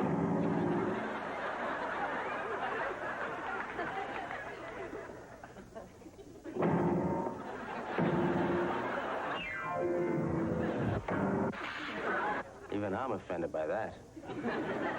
Nancy, from all that you've told me, I don't think your problem stems from Sonny or the girls. I think it has to do with Howard. That's what the dream was about. Well, then I guess we better hear it. There's nothing really unusual about the way the dream starts. Ladies and gentlemen, Above the Top is proud to present the song stylings of Miss Nancy Beebe.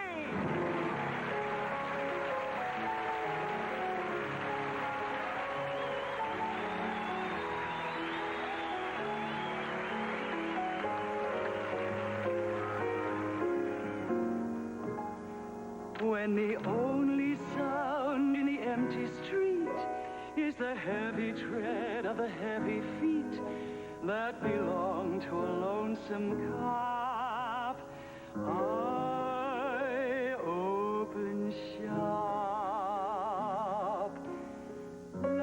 Love for sale, appetizing young love for sale. Love that's fresh and still unspoiled. Love that's only slightly soiled. Love for sale. Let the poets pipe up love in their childish way. I know every type of love better far than they.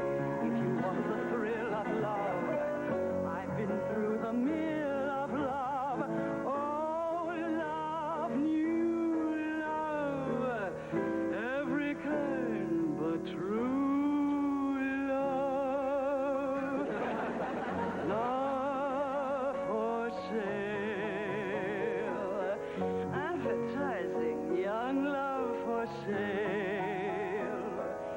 If you want to buy my wares, follow me and climb the stairs. Love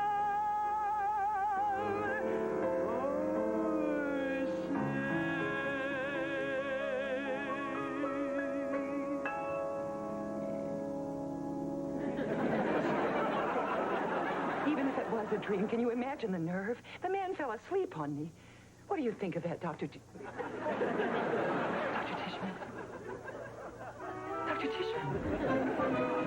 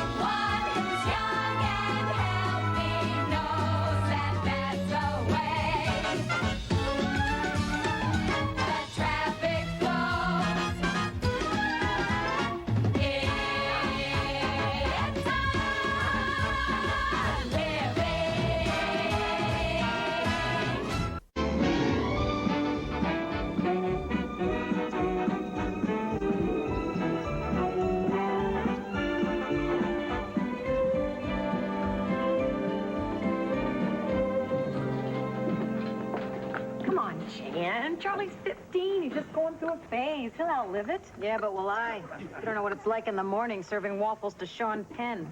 Oh, hostile, is he? You should sit his butt down and have a heart-to-heart talk. It's kind of hard to have a heart-to-heart with someone who's wearing a Walkman. Howard, you look good in that hat. Thanks, Hi, Howard. How come the hat? because I look good in it. Let the stormy clouds chase everyone from the place. Come on with the rain of a smile on my face. And I'll walk down the lane with a happy refrain. Just singing and dancing in the...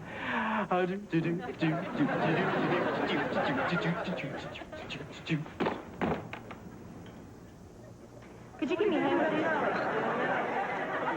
Go ahead. Ignore me. Nothing can hurt me today.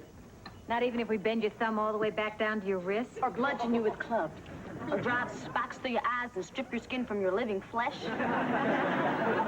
Okay. The point is this. I'm in love. And tonight you're going to meet Heather. Heather's coming here. Mm-hmm. And I know even though you love me, sometimes you say things you don't really mean. So tonight you're saying this. I'm not saying this. Oh, well, okay. How about I was your second best lover? Oh, Sonny, you are such a hunk for a guy with so much talent. We are very, very, very sorry some other lucky girl has got you away from us. Dad, you're an actress. Can't you say it with a little more feeling than that? I don't think so, Sonny. Look, you gotta help me out. I'm serious about this girl. She's the best thing that ever happened to me. She's the only thing that ever happened to you. All I'm asking is, well, Heather's here tonight. No shots, okay?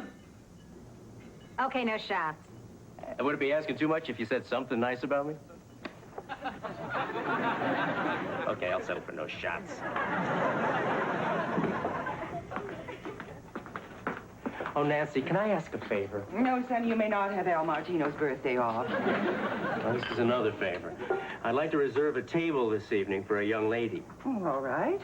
Her name's Heather Blaine. She'll be here at 10 o'clock, and I'd like her seated at table 7. Oh, Sonny, I don't want to alarm you, but that table is right next to the piano.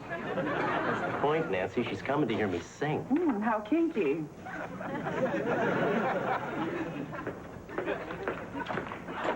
Howard, at long last, you're wearing the Christmas present I gave you. You noticed? Oh, I love it. You look so continental. Yeah? Well, what's the occasion?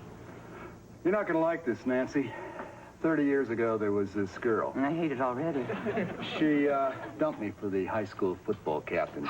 Empty-headed little fool. She married him. Manipulative, too. She called last night there in town. They may drop by sometime this week. I want to look my best.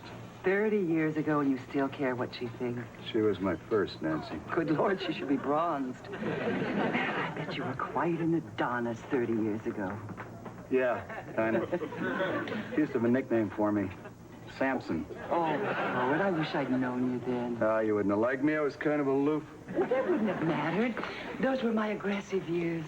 It's a frightening thought.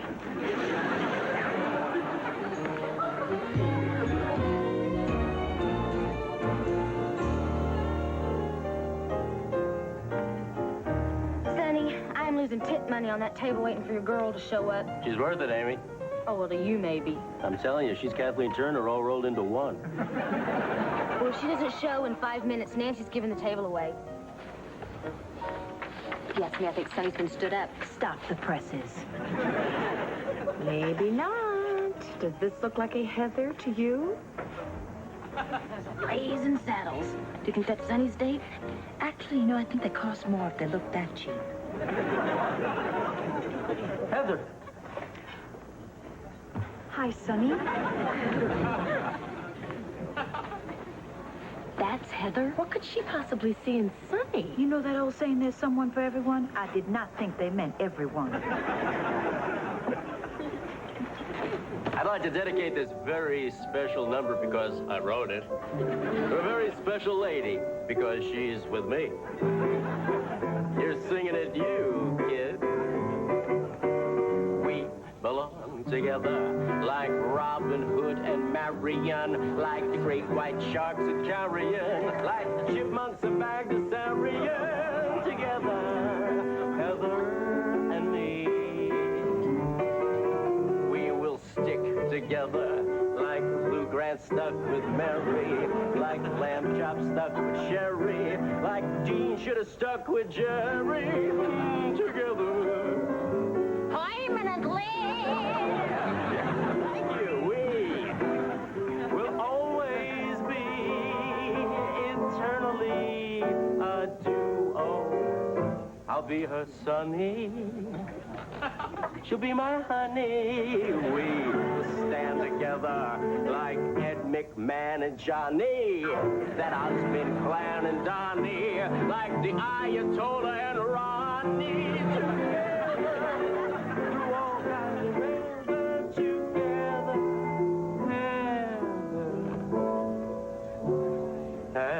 And me.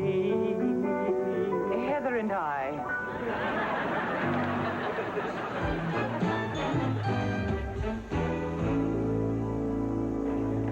Ladies and gentlemen, I have an announcement to make. It's the kind of thing you like to share with your loved ones, but they haven't been taking my calls lately. So I'd like you to be the first to know. This lovely young lady has just consented to become Mrs. Sonny Man.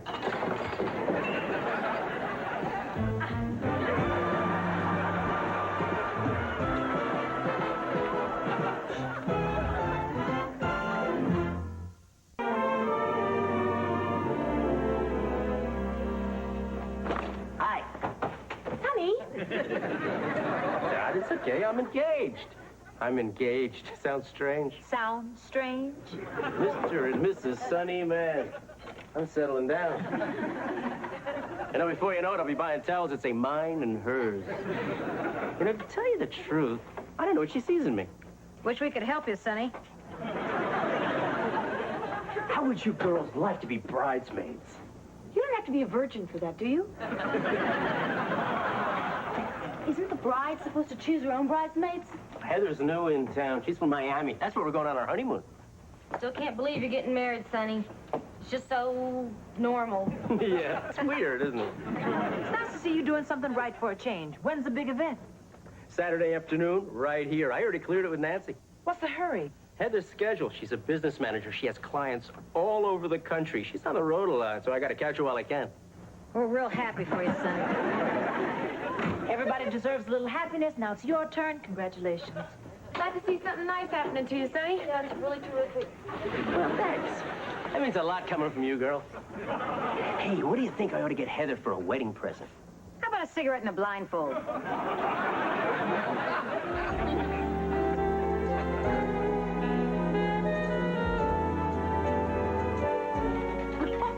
Howard, what's with that hat? If you want to impress your old girlfriend, why don't you just put it on when she gets here? It's not why I'm wearing the hat, Jen. Then why? Promise not to laugh. Okay.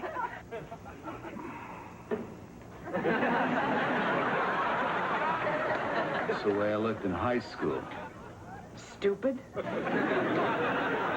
hair. She used to call me Samson. You mean you bought that thing just to impress an old girlfriend? No, I've had it for a while. I don't wear it very often. Friday nights at the marina. Hoping it'll blow into the ocean, Howard? Okay, we all thought Howard looked really stupid in the chef's hat, right? Wait till you see him without it. Howard? Never mind. Hi, Howard. I was just came in here to get the sugar bowl. Really. Yeah? Howard, I think they're wrong. You don't look that ridiculous.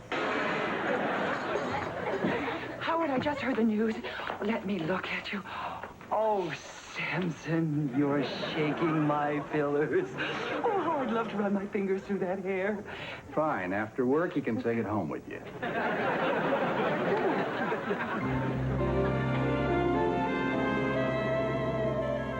Hey, I'm getting married on Saturday. Thank you. They say love is blind, so how come I see so many good-looking chicks out there? So this goes out to all you cute little X chromosomes. This could be your last chance. For one last kiss, oh baby, one last kiss. You'll never feel like this, oh baby, not like this. You know I need your love. Oh, oh, oh, baby. One last kiss. One more time, oh baby, one more time. You make me feel sublime, baby, so sublime. You know I need your love. Oh, oh, oh, baby, one last kiss. Hey, sweetheart, what do you say? One last kiss? No, thanks. I just ate. Thank you. Good night. Hey, Louie. Hey, Sonny. Did you get the ring? Does Jerry Vale know the lyrics to Volare? There it is. Where's the stone? Look right here in the snake's eye. I gave you $250 to get me an engagement ring. I did the best I could, Sonny. If $250 is all you can come up with, you better hope this girl really loves you. Now, what time you get off tonight? Now. Got off early so we could go to the bachelor party. Yeah, well, about the bachelor party, Sonny. You did call on my buddies, didn't you? Yeah, but none of them wanted to come. What kind of friends are they? The only ones you got. Well, what do you want to do? Split a six-pack? Watch a couple of dirty tapes? I don't want this Friday night to be different.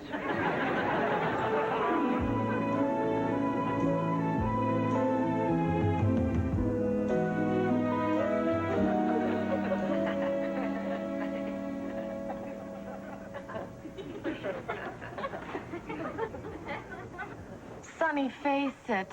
Heather's over 2 hours late. She's not coming. Well, it's a good thing I didn't get dressed up.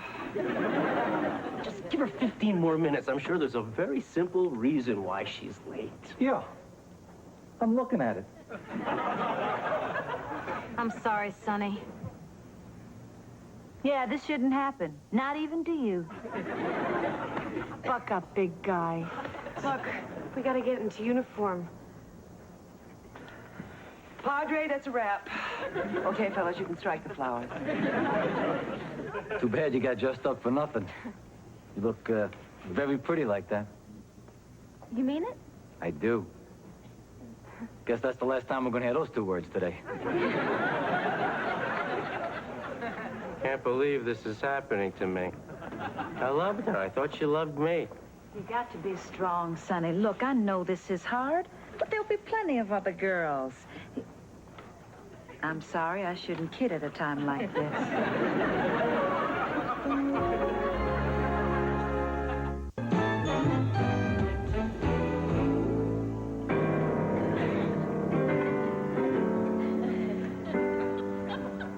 Sunday, Monday, happy day.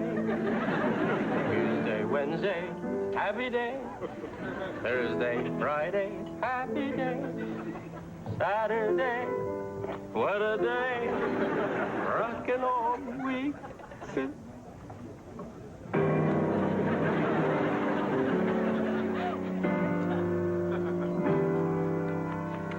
Come on, Sonny. I mean, just remember a frown is a smile upside down. Send that over. No, really, Sonny. This is all for the best. I mean, what if she didn't show up after you were married? Get that. She's not that busy. I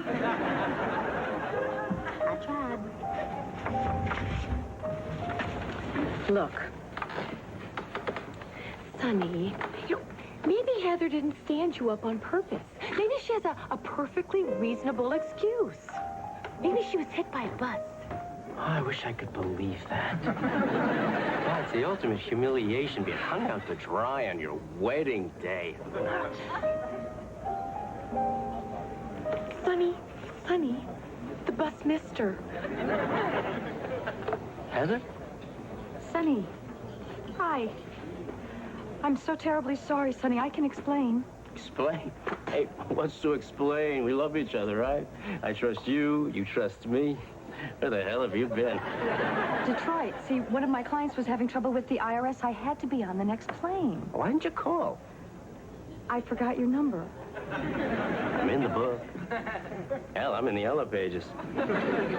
Well, the plane was late, and then there was traffic on the freeway, so... I finally said the heck with it, and I stopped for a sandwich. Can you ever forgive me? Hey, what's to forgive? We can get married anytime. How's about tomorrow? Tomorrow's good. Howard, there's a Mr. and Mrs. Jorgensen out here to see you. Who? I think Delilah's come to check out her Samson. Yeah. How do I look? My hair on straight? Well, you certainly slay this Philistine. Well, here goes. May not look 18, but at least my complexion's better.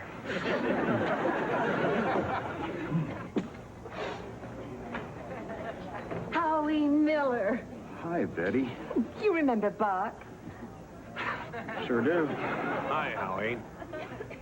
Howie, you look marvelous. You kept so thin. I bet when Howie looks down, he can still see his shoes. Yeah, well, I work out a little. I bet you could give a few tips to my boy Shamu here. Tell him to lay off the plankton. Sorry, Buck. Yeah, Louie, it's bells on again for tomorrow afternoon, 2 o'clock.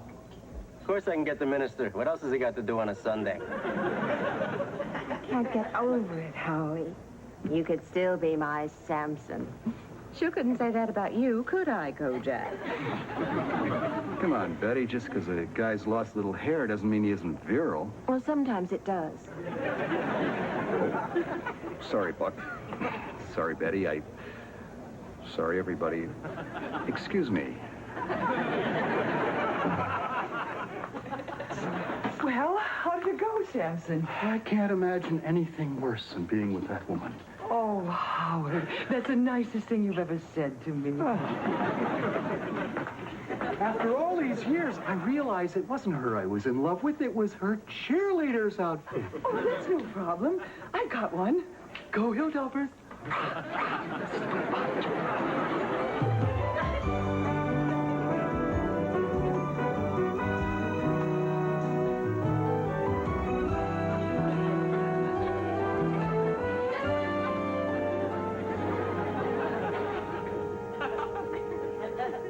2 hours, Sonny. She's not here. I'm beginning to see a pattern emerge. It's astonishing, Sonny. You've been left at the altar twice. It's a pity That's Incredible is off the air. I really have to leave, Mr. Mann. I have a Vesper service to perform. Can't wait till morning.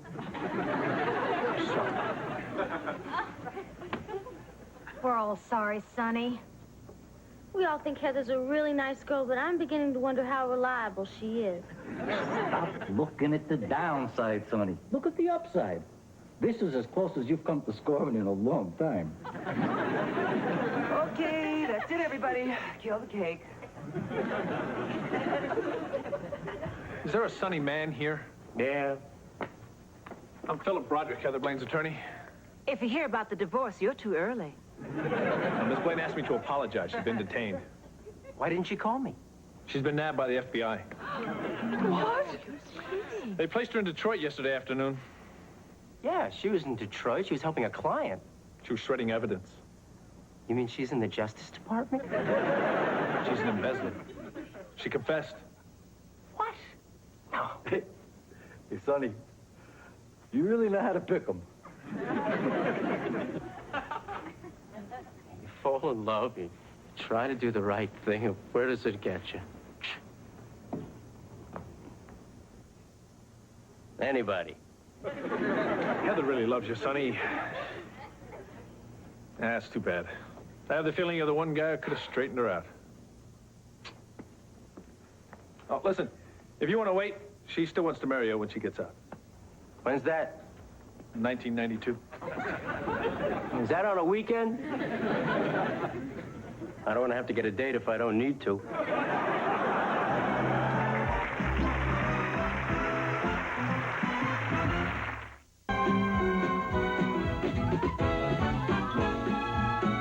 Next on Channel 9, Mickey Rooney and Dennis Quaid star in the Emmy Award-winning Bill. His whole life was spent in a mental institution, and now he has to face the world. He's given a job in a home, but he still has to learn how to live. Based on a true story, the very special relationship between a filmmaker and his subject. Bill, on the Channel 9 Saturday Movie. Next.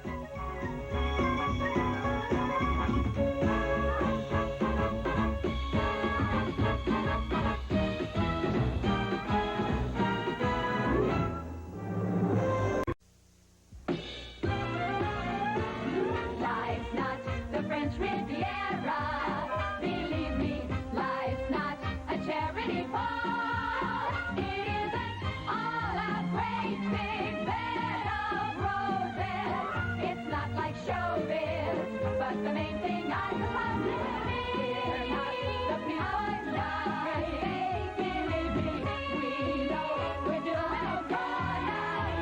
Okay, we may be less than wealthy, but again we're young and healthy. And anyone who's young and healthy knows that that's the way. The traffic flow. It's not living.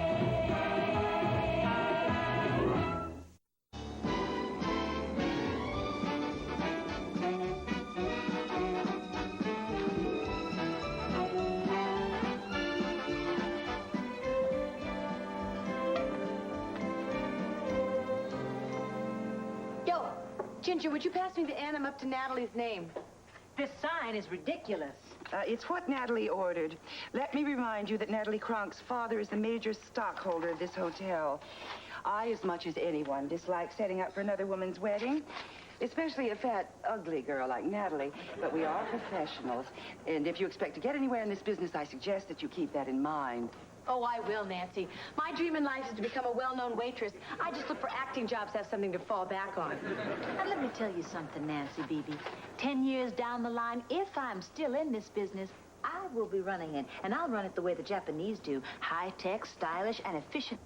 And the first thing I will do is get rid of the hostess position. Ouch, ouch. Face it, all of you. As far as your futures are concerned, the bus stops here. Look around you and learn to like it, because this is as good as it's going to get.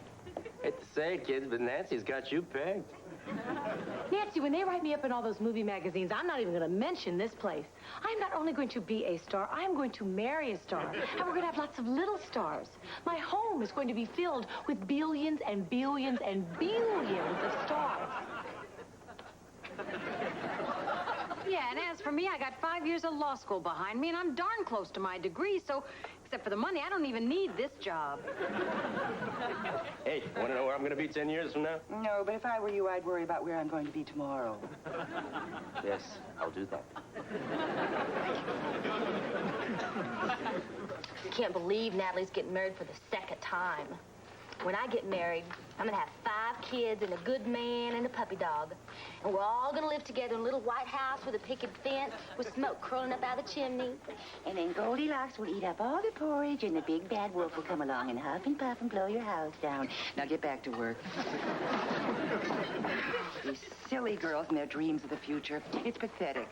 Come on, Nancy. If you can't dream, you might as well never get out of bed in the morning. That is my dream, Howard. And you're in it. You want to hear more? No. Now, in my dream, I combine my 3 talents: cooking, magic, and bowling. Observe, ladies and gentlemen, I have nothing up the sleeve of my bowling shirt except this souffle. Wouldn't that be something? That would be special. Let's face it, I'm in love with a fool.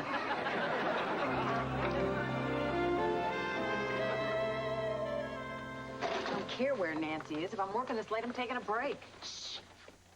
Well, how do you like that? We're out there busting our butts, and she's off in dreamland. Hey, there's this trick we learned in 4-H camp. First, you stick your hand in warm water. Behave yourself. We sit on that couch. Come on, let's get some coffee. She can't bother us. Sweet dreams.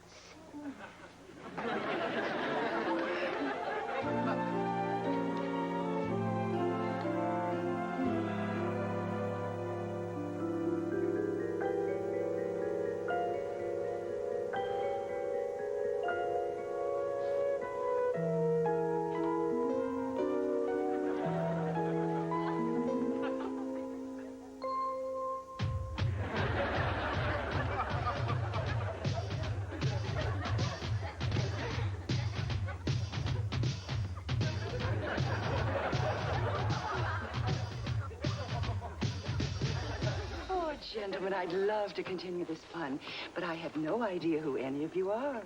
And what's more, we have a wedding reception to put on. Oh, girls, it's almost time. Better get cracking. There are no girls here anymore, Nancy. It's only you and us. Oh, I can live with that. But what are you doing here? Why? We work here. You work here? Well, what do you do? Melt the butter? No, we're in charge of putting up the banner. I thought I told the girls to put up the banner. You did, Nancy, but that was 10 years ago. You mean this is 1997? Oh, my God. What's wrong? I'm parked at a meter. That's all right. President Garvey abolished parking meters in 1995. Steve Garvey? Cindy. She became president when Ed Asner was impeached. What about Natalie Cronk's wedding reception? Mr. Kronk did not like the way you had set this place up, so he fired you. If it hadn't been for us, you wouldn't have been rehired. This is all so confusing, not the least of which is why you're Japanese. I made a smart business move. I now own 2,000 fast food restaurants, along with my husband, Lenny Hanna. We call it Soul Sushi. Soul Sushi? What is it? Raw chicken and rice. Sounds awful. Everybody loves it. That's why we're catering this shindig. This is so confusing. Oh, Nancy. For you. It's nothing, but it's you. This is supposed to be for the bride, isn't it? That's right. Well, if it's not Natalie, then who is the bride? Like I said, it's you. I'm getting married? Finally. Oh, that's wonderful. But to whom? To whom? Whom do you think?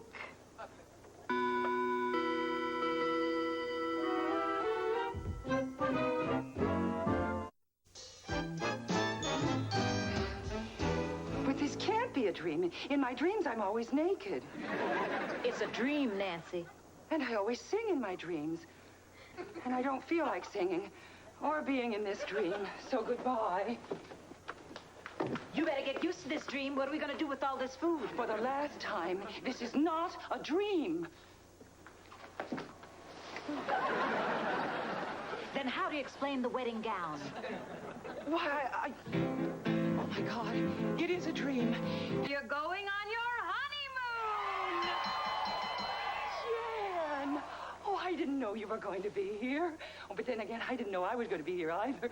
Well, how have you been? You know, I always wondered what happened to you after I fired you. Well, after I flunked out of law school again, I thought I still wanted to serve the public, give something back to society. You run a home shopping show. Well, close. I'm the governor of California. Prayers. But whatever happened to Richie? This is Richie. This is Richie? Oh, the years have been kind to him. Well, a few years ago, he had a little plastic surgery to have a mole removed, then a hair replacement, then... Well, we just didn't know where to stop. I mean, we'd already done the house. I see. Well, how was the air conditioning business, Richie? Keeping the governor cool? Or should I say hot? Unfortunately, he lost his voice after the thigh implants, but then, who needs to talk? Hey, I see you're getting yourself a quiet one.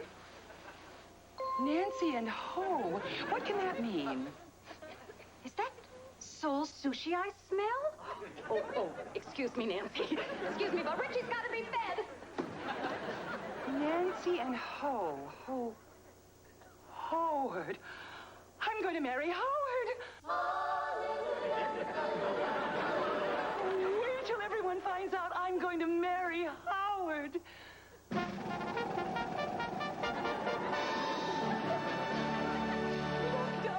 I'm going to marry Howard. Oh, that's wonderful news. Isn't it, Marlon? Oh, Nancy, I want you to meet my husband, Marlon Brando. Hi there. You're not Marlon Brando. You're Lyle Waggoner. I really hate it when people mistake me for Lyle Waggoner. He's a nice-looking guy, but he does his thing, I do mine. I could have been somebody. I could have been a contender. Huh? Ring a bell? Marlon Brando. Look, Richie Dot married Marlon Brando. We loved you as Jor-El. Thank you. Marlon Brando. How about some soul sushi? I love it when people make me an offer I can't refuse.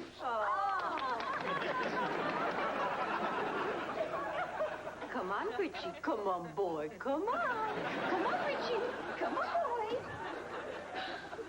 Dot, I can't believe it. You actually got what you wanted out of life. I did, didn't I?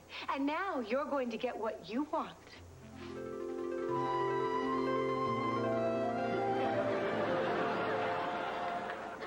Oh, Howard. Oh, thank heaven. Oh, I thought you were going to leave me at the altar. I couldn't do that, Nancy. Oh, Howard, you're about to make me the happiest woman in the world. I couldn't do that either. Why not? I'm already married.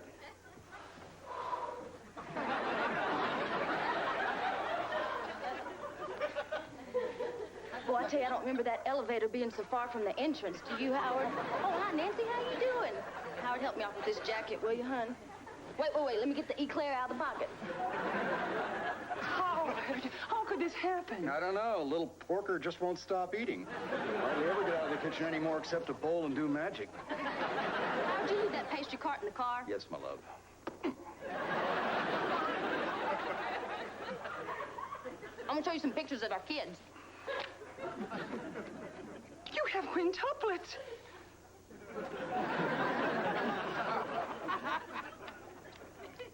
You know, I only wanted to, once. Actually, it wasn't all that bad. I may try it again sometime. I don't know. Anyway, that's Amy Dot, and that's Amy Jan, and that's Amy Ginger, and that's Amy Amy, and the one in the bad dress is Amy Nancy. That's Howard's favorite. Personally, I don't like her much myself. Is that soul sushi? Let me at it. Oh, Marlon Brando. Say, are you gonna eat all that? Howard, this can't be. It's like a horrible dream. It is a horrible dream. I'm losing respect for myself just being in it. I'm so confused. If I'm not marrying you, then who am I marrying?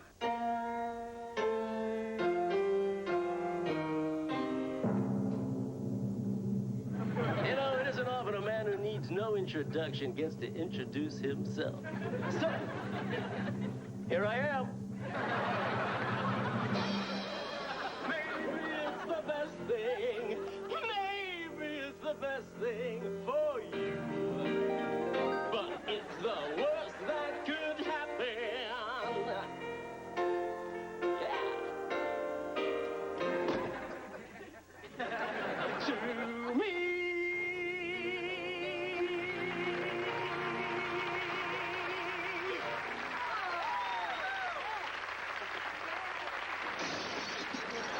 Hey, Pumpkin. Sorry I'm late for our wedding. Can you slip me $10? For what? I had to borrow $5 for the ring, $5 for the parking attendant. Am I the only one here who doesn't know why I'm doing this? Yes. This is a horrible nightmare. I wonder what Freud would have said. Liebchen, you are stuck with me.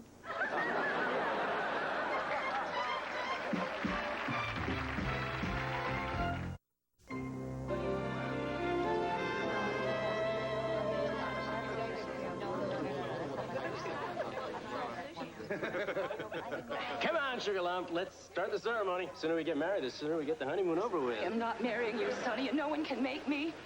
Oh, I can. As governor of California, I sentence you to marry Sonny Man. Oh, sweet cakes. I hate to see you cry. You're bringing everybody down. Dot, can we go now? I can't relate to the little people.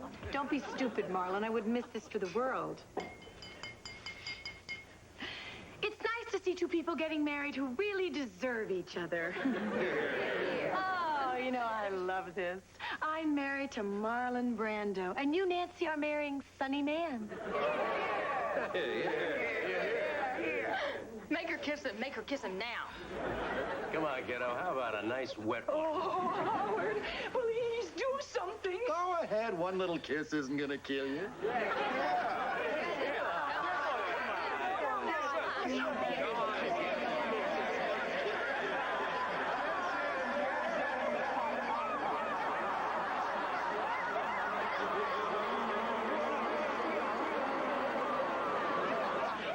Wait.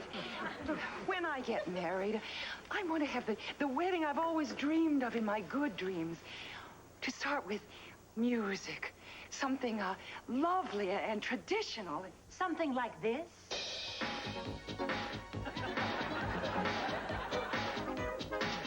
All through this long and sleepless night, I hear my neighbors talking. Saying out of my life into another's arms, you'll soon be walking. Somebody shake me, wake me, when it's over. Somebody tell me that I'm dreaming, and wake me when it's over. They say my love ain't who it used to be, and everybody knows it but me. That's right. I close my ears, not wanting to hear, but the words are loud and clear. Somebody shake me, wake me, when it's over. Somebody tell me that I'm dreaming, and wake me when it's over. Through these walls so thin, I hear my neighbor say, she don't love him, she don't love him, she don't love him, she don't love him. You're right. I don't love him. But even if I did love him, we can't have a wedding. There's no minister. Oh, I can do it. I'm the governor of California. A real minister. It wouldn't be right in the eyes of God. If it's okay with Jen, it's okay with me. Can we get on with this? My feet are swelling. Everybody gather round. Oh, good. I'm gonna need some money to tip Jan after the ceremony. Whoa, baby, wait a second. How's it gonna look me giving the governor $2 when I gave a parking attendant $5? Oh, here we go. We are gathered here today to join this woman and Sonny in the chains of holy matrimony. Do you, Sonny, take Nancy to be your lawful wedded wife? Heck yes. I've always said I wouldn't have it made till I made it with her. And do you, Nancy, take Sonny to be your awful wedded husband, to love, honor, and obey him, do anything he asks, lend him money, and even tell him he has good ideas until you die? Absolutely not. That's all right, just a formality. I now pronounce you man and wife. Thank you. I was touched. Wow, $10. See? You may now kiss the bride. He may not. He may too. He paid up. Yeah, go ahead. Sonny, please leave me alone. my bride. I can't go. No, please, Sonny. Look, Sonny, I'll do it. Just don't kiss. Sonny, leave me alone. No. Hey, I didn't mean to wake you. I just wanted to borrow a few dollars till payday. Okay, anything. Just don't make me kiss you. That's cool. Believe me, I never expected any more than the strained relationship we have now. Wait a minute. Where is everybody? Where's Lyle Wagner? Now, that's a tough one. I don't need to know the answer to get the money, do I? Oh, no. He was in my dream. It was all a dream. You were in it, too. But you were all in it. You were all in my dream. Which dream was it this time, Nancy? Were we all chasing the snake? Or riding the train? Or standing in the tunnel. Or was it that disgusting one at the water slide? No, it was a new dream, but it seemed so real. Excuse me, they sent me up here to change a light bulb in the bathroom? Look, it's Lyle Wagner. No. My name is Hector Rodriguez, and I really hate it when people tell me I look like Lyle Wagner, okay? He was in my dream, too. Big deal. Hector's been in all our dreams.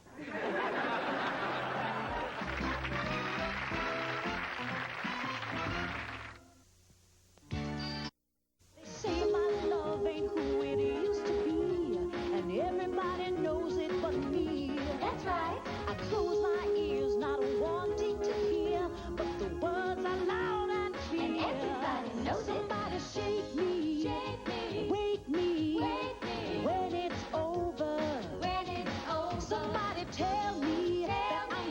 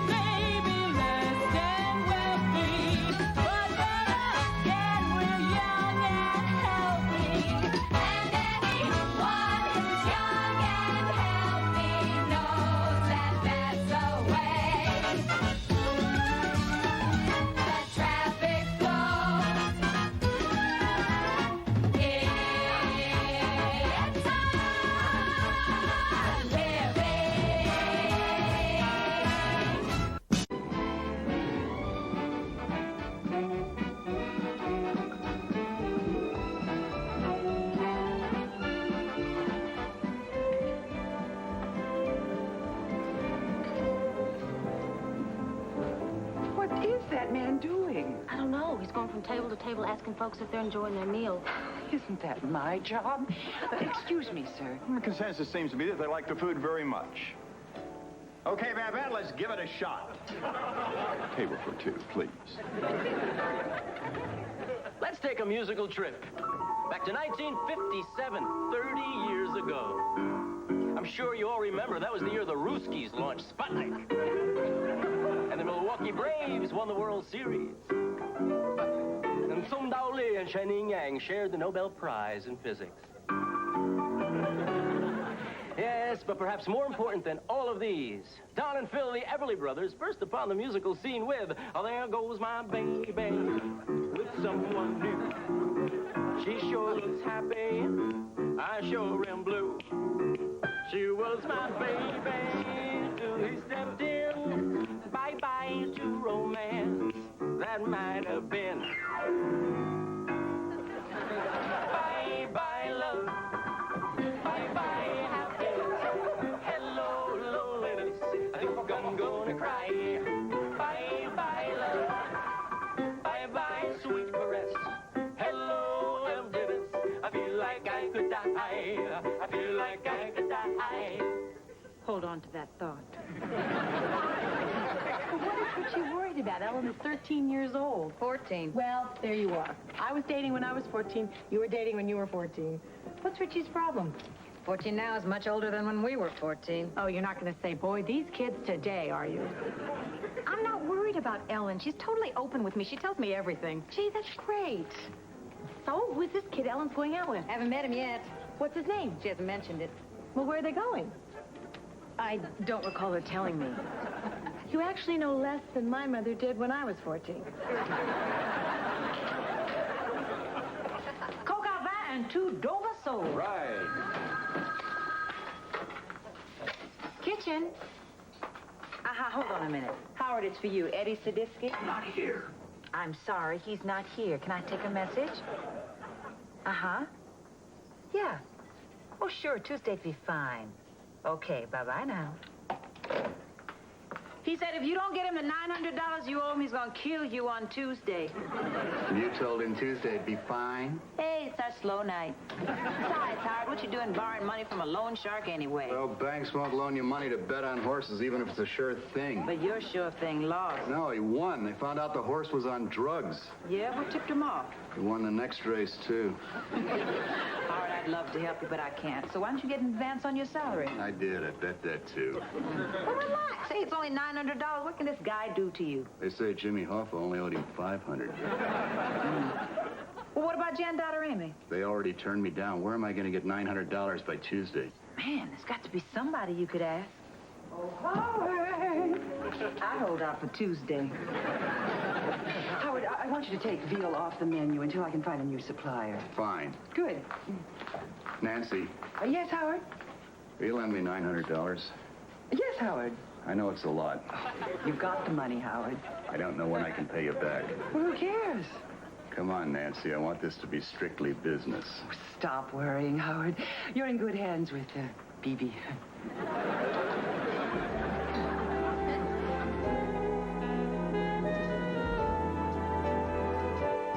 Oh, Ellen's date is taking her to a high school band concert at the Hollywood Bowl. Then they're gonna go out to dinner afterwards.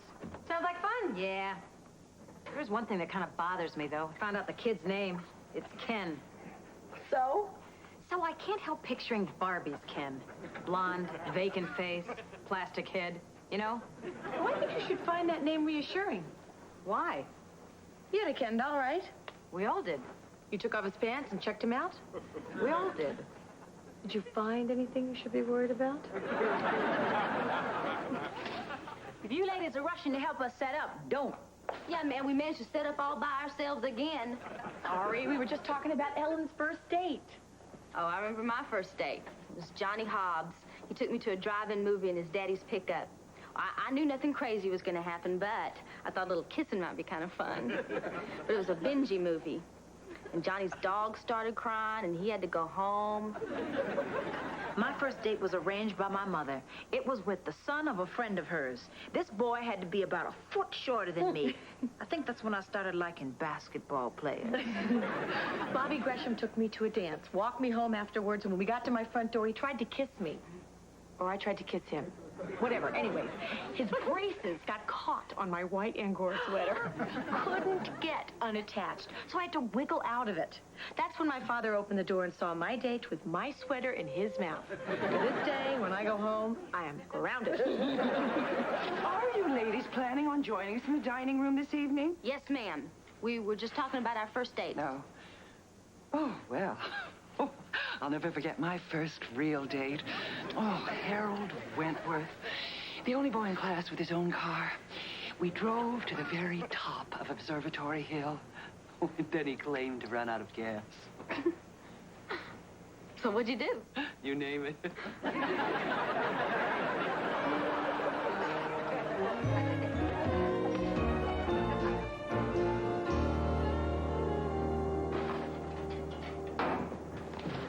Howard, the customers are raving about your chicken can. Oh, great. Nancy, do you have another call from Eddie the sadist? Oh? About what? About the money, the $900 I owe him. The money? I forgot all about it. Isn't that funny? Yeah, it's killing me. Here you are. What's this? The money. Really? Of course. Hey, thanks, Nancy. I thought you were really going to put me through the mill, make me grovel and beg. Oh, Howard, you know I'd never want to see you grovel. Not for money. Nancy, there's only $600 here. Oh, yes, well, I couldn't come up with all of it at once. Got any idea when you might have the rest of it? Oh, yes, you'll get the other $300 on delivery. What am I expected to deliver? Well, let me put it this way, Howard. The good fairy is putting the money under my pillow.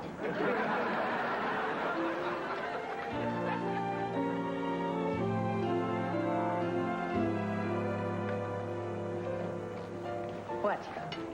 I just got off the phone with Richie. It seems that Ellen does not want him to drive her on her date. Ken has his own car. A ninth grader has a car? Well, I went with some guys that were left back, too. Ken isn't exactly a ninth grader. He's a senior. Hey, I'm impressed. Ellen's got a date with a senior? Gee. Remember how you would dream that a senior would ask you out when you were in ninth grade? Yeah, none of them did. Because they knew you wouldn't let them try anything, right? Right. Right.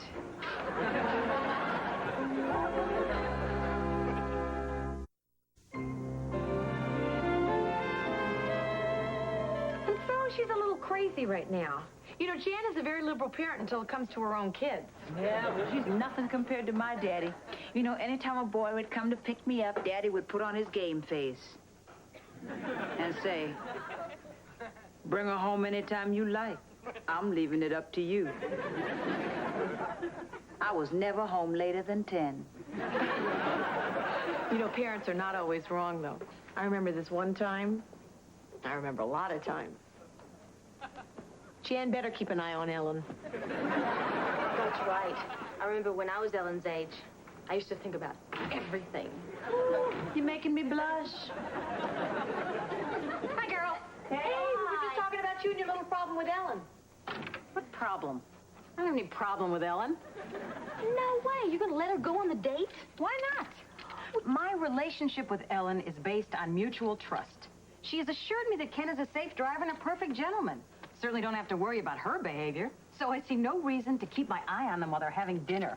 Probably won't even wait on them. They're having dinner here. Yeah.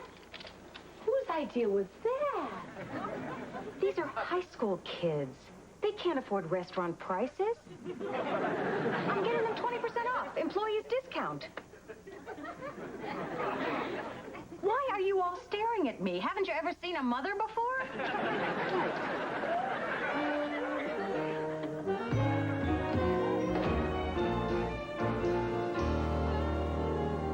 I understand we have a table of Texans with us this evening. Wonder which table. And in their honor, I'd like to sing the Southern Methodist University fight song. Don't know much about history. Don't know much biology. Don't know much about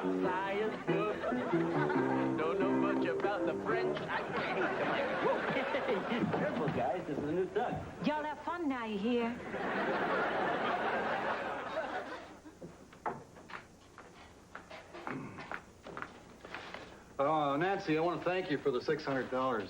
Oh, you're welcome, Howard. I gave it to Eddie. He told me I can come up with the rest anytime. Anytime? Anytime soon. Saturday. Mentioned Saturday, 9 a.m. Or? Else. Ah, and what did you tell him? Well, I told him I'd have it. I see. Will I? Will you what? Have it.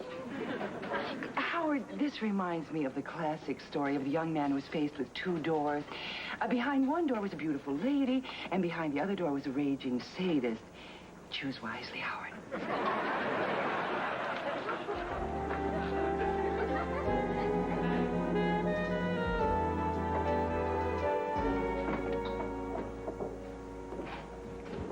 You gotta watch your step tonight, Mom. You gotta restrain yourself. And whatever you do, don't cut up Ellen's meat for her. Don't worry about me, Dot. I'm okay. I'm fine.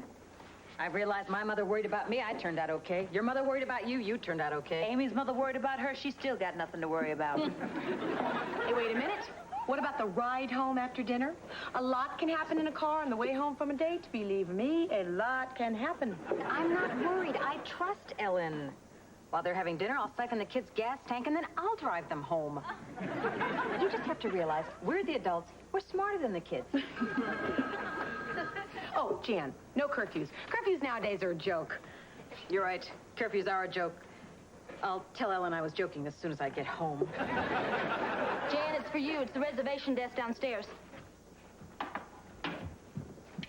Yes, this is she.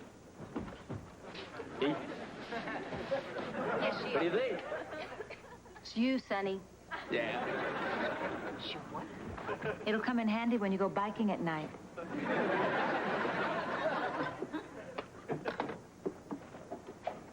What? That was the hotel lobby. They wanted to confirm that Ellen Hoffmeyer is my daughter. Why? They just wanted to make sure that she was entitled to the employee's discount. Seems that she's rented a room here for the night.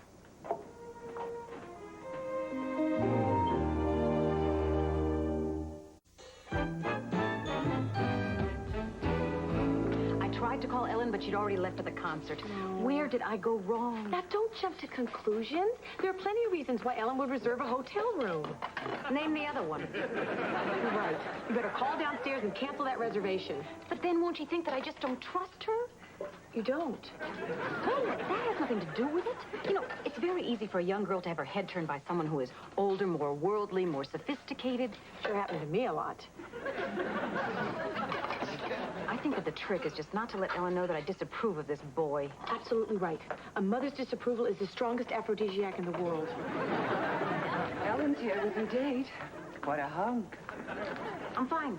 I'm fine. When I meet him, I will be polite but distant. I'm gonna squash him like a grape. Hi, Mom. This is Ken. Yes, it is, Ellen. I'm not gonna be upset. I just want you to tell me the truth. There's something that I have to know. Did you want soup or salad? Salad. Whatever Ken wants is okay with me. You might want her to take care of you in your old age. We have a very special someone with us here this evening. I've known her ever since she was a skinny little kid with pigtails. Matter of fact, I sort of like to think of myself as her Uncle Sonny. And now my little girl's growing up. And there's something I have to tell her before it's too late. Let me tell you about the birds and the bees and the flowers and the trees and the moon up above. And a fine thing called love. Let me tell you about the stars and the skies and a girl and a guy and tell him no, no, no, no, no, no, no, no, no, no, no, no.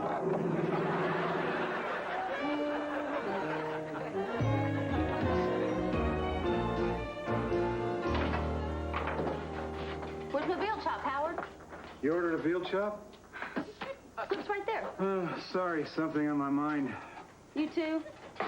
It's the 80s, Howard. On the one hand, you've got your free thinkers telling you if it feels good, go ahead and do it. On the other hand, you've got 4 out of 5 doctors telling you if you do it, it'll kill you. Go away, Amy. Howard, this steak is rare. Welcome to the amazing world of meat. This is the second time I've brought it back. It is supposed to be well done. Supposed to be $900 at 40 to 1 was supposed to be the bet that was going to buy me my condo in Kahanapali. Howard, I don't have time for this. I have an angry customer at table 8. What do you want me to do? Either cook that thing some more or you tip me.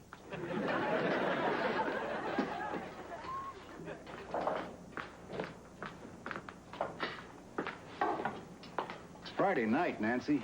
Ooh, no flies on you, Howard. Not yet. Tomorrow's Saturday. I got to see Eddie first thing in the morning. Oh, don't worry, Howard. I promised you the money. Do you think I'd hold out on you? Well, I'd feel a lot safer if I had it in my pocket right now. Oh, well, certainly, Howard. Here you are. Oh, silly me. I left the money at home. Oh, well, no problem. After work tonight, we'll go back to my place. I can't do this, Nancy. I won't be able to look at myself in the mirror. I'll lose my self-respect. I'll hate myself. I'll hit rock bottom. Sounds like I better drive. Jan, Ellen and Ken just ordered dessert. Do you want me to give it to them before you make a scene? I just can't think of a way to do it without embarrassing Ellen. There is no way to do it without embarrassing Ellen. Look, when they finish dessert, you bring them the check. Take Ellen aside and lay down the law. Okay. Know what I really hate? Ken's earring. Yeah. Hey, Howard, I don't suppose you could fix me up with a sandwich or something. I missed dinner. No way, Sonny. Come on, have a heart. I've been running late all day. Couldn't even make it to the bank on time. I don't know what I'd do without my automatic teller card. You got an automatic teller card? Sonny, you don't want a sandwich. Yes, I do. No, you don't. You want a Chateaubriand with sauce béarnaise, sautéed mushrooms, and pomme soufflé. It shows, huh?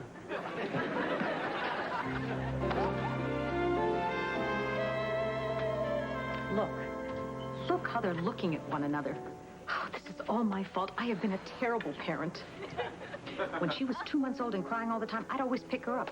Then my pediatrician, Dr. Harvey, said, if you keep picking her up, then she'll never stop crying. So I stopped picking her up. Now she's getting me back. You see? This is what you get for listening to a 70-year-old man with no kids. Here's a check. Good luck. Ellen, did you rent a room here for the night? Yes? What kind of answer is that? I think we've heard just about enough out of you, Mr. Earring. Young lady, I would like to have an explanation, and I'd like it now. Well, a bunch of us kids wanted to get together after the band concert, so we all chipped in and we rented a small reception room here at the hotel. You don't think I knew that? You don't mind that we used your name to get an employee discount, do you? Mind? Why would I mind? I love you kids. We're gonna listen to some tapes and dance. Maybe you'll join us later. Oh, no, I'm just gonna... I'm not really into the new sound. I'm just gonna go on home and listen to the Doors. Don't wait up, Mom. I won't be until midnight. Make that 12:15. Mrs. Gray forgot to leave the check. Oh, it's on me. You're gonna need your money for gas.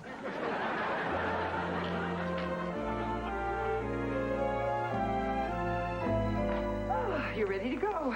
Good, so am I. Great. Well, shall we take separate cars? Yeah, we better, because I'm not going where you're going. What? Hey, I may be a little down on my luck, but I still got my pride. Okay, big guy, let's go to the bank so I can get you your money. You call that pride? Curses. Oh, after we get the money, we're gonna have a great time. My friend Louis is fixing us up with the Mersch triplets. He's got dibs on the pretty one, but hey, what the heck? They're his cousins. Come on.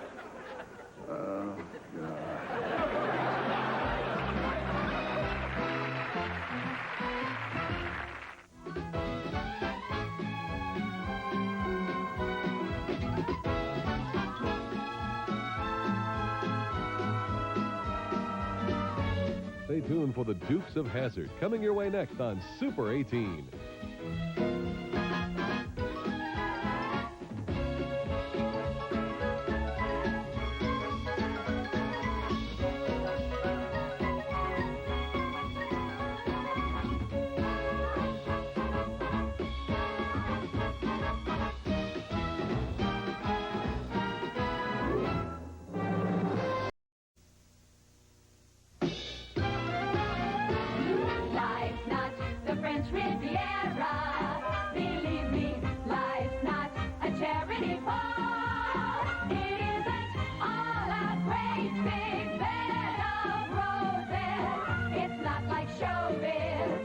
the main thing I love living. Cheer not the people die.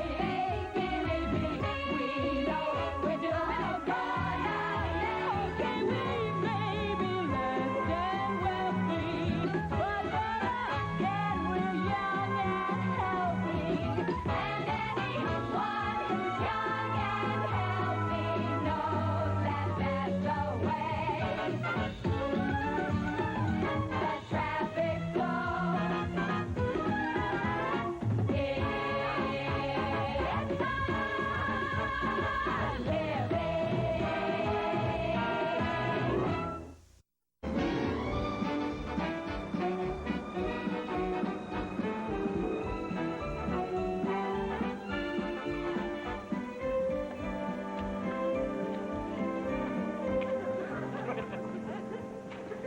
Oh, Amy, I'm not coming home tonight. I forgot to tell you.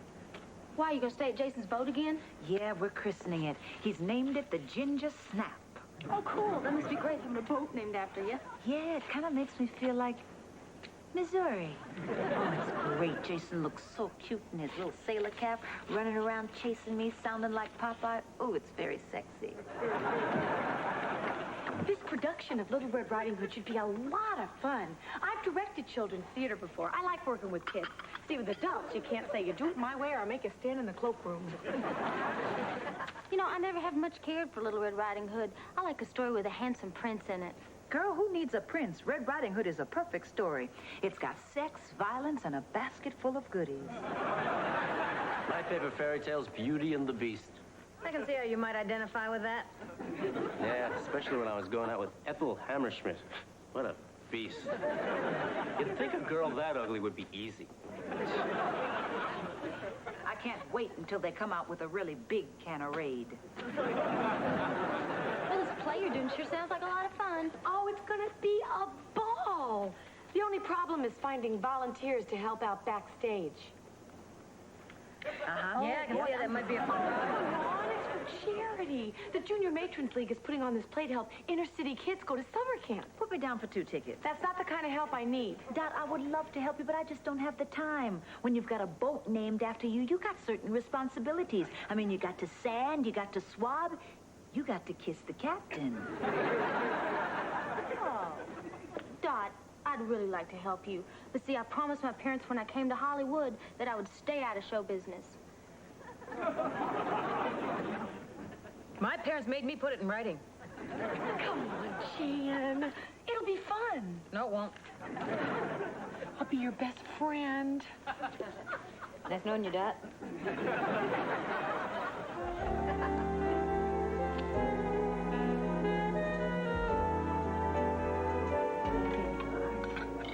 Have you seen Dot yet? No, not yet.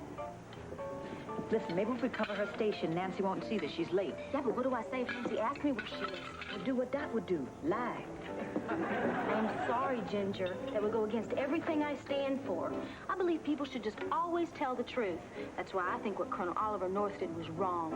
I'm going to vote for him for president, but I think he was wrong.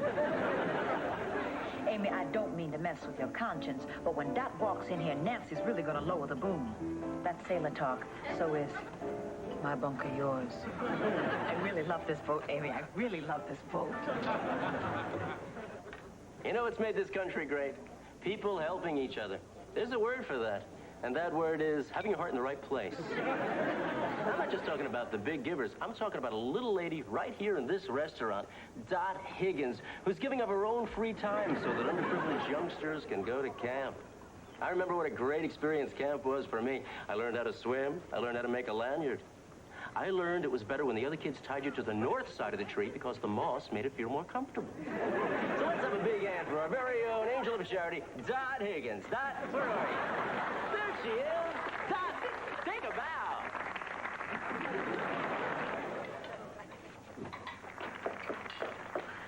Nancy, I can explain. I had to clean up after rehearsal. I'm kind of short-handed. I had to put away the props and costumes and then drive 2 of the kids home. I promise it won't happen again. Dorothy, I don't know why you're being so defensive. I think what you're doing is wonderful. You do? Well, yes. You're giving inner city kids a chance to discover the wonders of summer camp. You know, I myself benefited from such a plan when I was a girl. Oh, Dorothy, I'll never forget Camp Wicky Wacky. There was a boys' camp on the other side of the lake, and every evening, a couple of the more stalwart lads would climb into a canoe and silently paddle across the lake. They'd come across, and I'd come across. Oh, what memories. Thank you, Dot.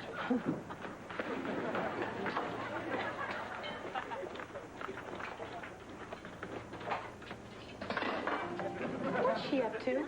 Something is fishy. She wasn't even mean. I hate it when Nancy's nice. Gives me hives waiting for the other shoe to drop. I think you got Nancy wrong. I think Nancy has a good streak in her that we've never noticed before. And again, I also believed Oral Roberts was going to die last April.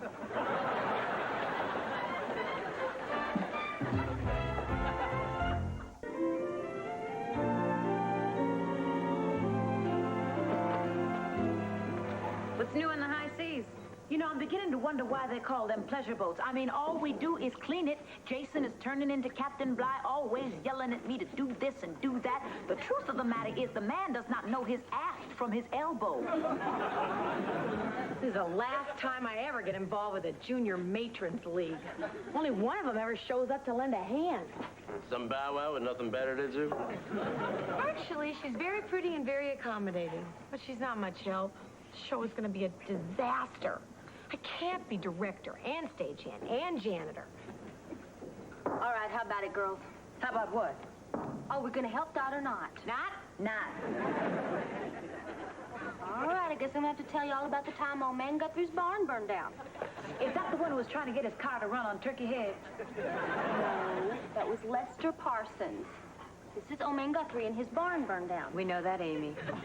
Well, do you know that the whole town got together and rebuilt the barn and everyone felt wonderful about it? You can't run a car on turkey heads. Anyway, you can count on me, Dot. Oh, thanks, Amy. 1 out of 3 ain't bad. All right, I'll help. All it takes is one bad apple. Thanks, Jan.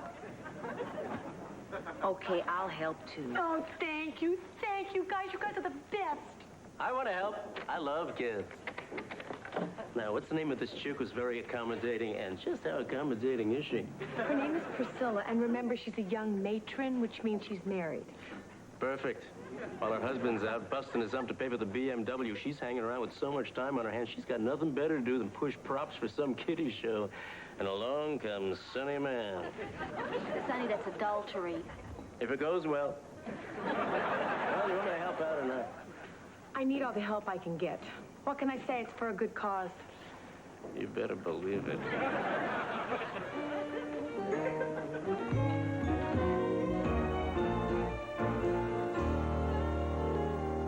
I can appreciate where you're coming from, but we don't have a lot of time, so no more questions about motivation, okay? Hey, Dot, where do you want this tree? Over there. After this, I am taking 5 because I don't work this hard for money. I don't mind sewing bunny ears, but I just want to make sure that there's a rabbit in Little Red Riding Hood. It's an adaptation. We're taking a few liberties. Why do they have to mess with the classics? Man, I felt that way when they put double stuff in Oreos.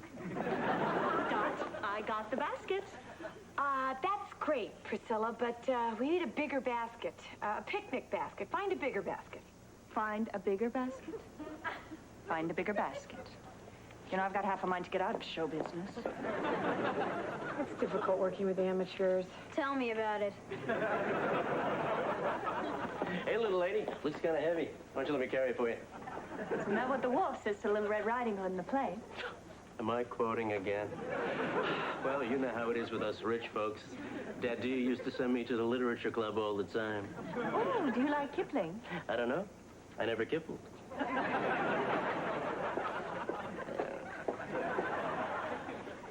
Okay, take it from the top. Why, Grandmother, what big eyes you have. All the better to see you with, my dear. Why, Grandmother, what big ears you have. All the better to hear you with, my dear. More minutes, more minutes. Why, Grandmother, what big teeth you have. All the better to eat you with, my dear. I think I'm gonna throw up. Tony, stick to the script. No, Mr. Higgins, I really think I'm gonna... Miss Higgins, I think he's gonna barf.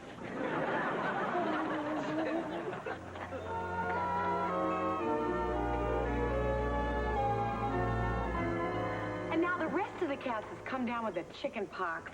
We open in a week, and I don't have a cast. No cast, no show. No show, no summer camp for all the little kids. Oh, that's terrible. Look, Dot, if there's anything any one of us can do, girl, just ask. Yeah, anything. Right.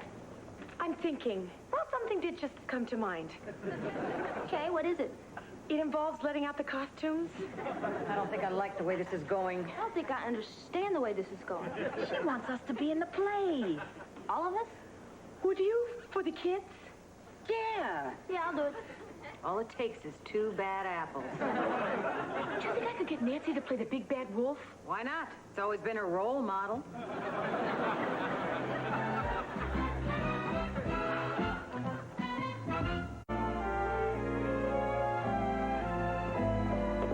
Okay, 2 minutes to curtain. All right, I have to get into my costume. Is everybody ready? Nobody's ready. I'm certainly not ready. I can't believe I let you talk me into this. Stop worrying, Jan. You are playing Little Red Riding Hood's mother. You have certainly had more experience playing a mother than some 10-year-old. I'm no actress. All the mother does is stand there and give unwanted advice. You could do that in your sleep. Aren't the rest of you guys nervous? I'm not nervous. Why should I be nervous? I look great in red. Amy, come here. Listen, I want to thank all of you for coming to the rescue. It means a lot to the kids, and it certainly means a lot to me. I really couldn't afford to blow the $100, so thanks a lot. What $100? The $100 they're paying me to direct this. Wait a minute. You mean I'm wearing this dumb bunny suit for nothing, and you're standing there in your Calvin Klein's making $100? I'm a professional. I should be paid. $100? That could send a lot of kids to camp. Don't do this to me. I need the money. Fresh air, swimming, boating, chance to escape the hot pavement. I really need the money. Look, there's a whippoorwill in that tree. All right, you win. But now I'm going to have to pay Nancy that $100 out of my own pocket. What 100? The 100 I'm paying her to play the wolf. I thought Nancy was doing this out of the goodness of her heart. Why did that sound stupid when I said it? I love polo, but I have a heart. I always let the fox go. Sonny, there are no foxes in polo. Oh, you play the easy way. Sonny, will you keep your mind on business? Do you know you cue? Yeah. When the wolf says all the better to eat you with, I come rushing in. Hey, Priscilla, you want to cue me? Okay, places, everybody. Oh, where's Nancy? She's getting into character. She's in her dressing room baying at the moon. Okay, curtain going up. Amy, look, I don't want to tell you again, okay? Pace, pace, pace. Break an arm, Dot.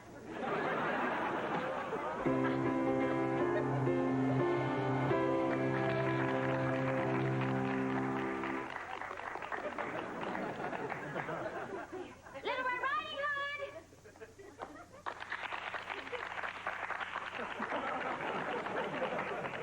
Yes, Mother. Okay, I want you to take this basket of goodies to Grandma's house. Oh, and if it starts to rain, put up your hood. Don't step in any puddles. Watch out for poison ivy, and don't talk to strangers. And whatever you do, now listen closely, because here comes the really important part. Don't take the shortcut through the woods. Shortcut? No way.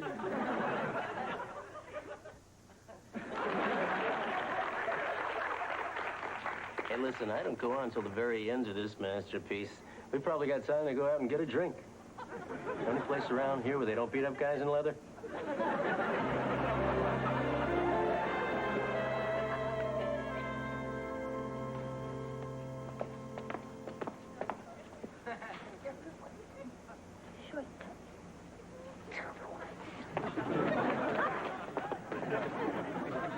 Hi, Little Red Riding Hood. I'm not supposed to talk to strangers. Oh, well, let us introduce ourselves. I'm Mr. Rabbit. And I'm Miss Squirrel. Y'all got any ID? Come on, Red, where are you going? I'm off to visit Grandmother. Oh, perfect. We'll go along with you.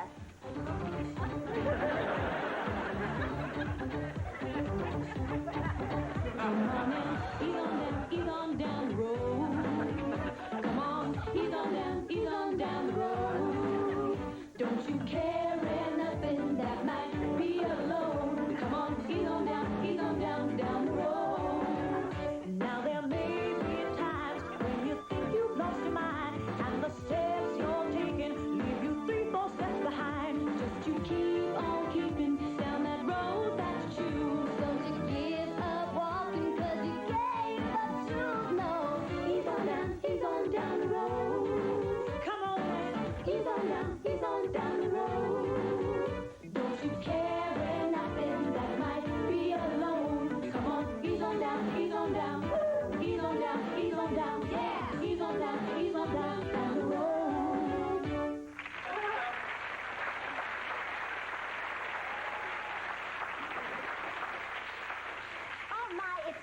late. I think I'll have to take the shortcut to Grandmother's house. Come back! Come back! Oh, no! I hope she doesn't run into that mean old wolf. He'll say anything to get what he's after. Did I mention I only have a week to live? I know what you're thinking. Gee, Sonny, what's the good news? I want to spend it with you. I gotta change the set for the next scene. I think she's coming around.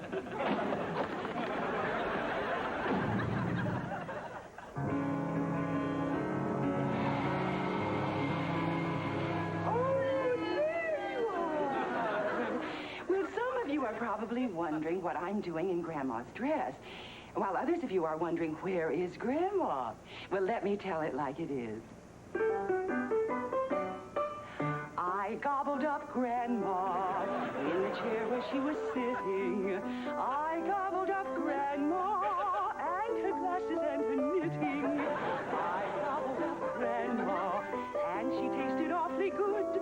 For dessert, I'll have Little Red Riding Hood.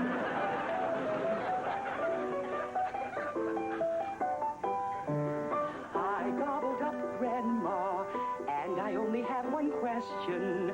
Was it Granny or her glasses that had caused this indigestion? I gobbled up Grandma, and I'm feeling full of fun. For a treat, I'll have Riding Hood on a bun. Everybody. Have you seen Sonny? No. Well, go find him. His entrance is coming up. Go find Sonny. Go find Sonny. I've got half a mind to get out of show business. I gobbled up Grandma. Now I'm ready for some more. Bless my soul, is that somebody at the door? Just a minute. Let me make myself decent. Come in. Hello, Grandmother. I brought you a basket full of goodies. Oh, thank you, my dear. Come closer. Why, Grandmother, what big eyes you have. Oh, the better to see you with, my dear. Why, Grandmother, what big ears you have. The better to hear you with, my dear. Why, Grandmother, what big teeth you have. The better to eat you with.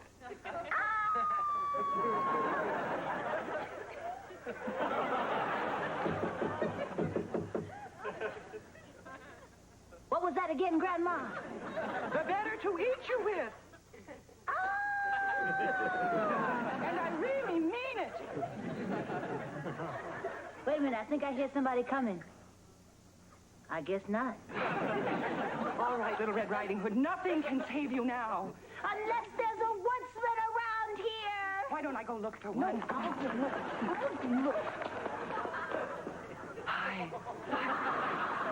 Where's Sonny? Can't find Sonny. Well, I'm not going back out there. You have to. She's gonna eat me. You knew that when you hired on for this. Now get out there.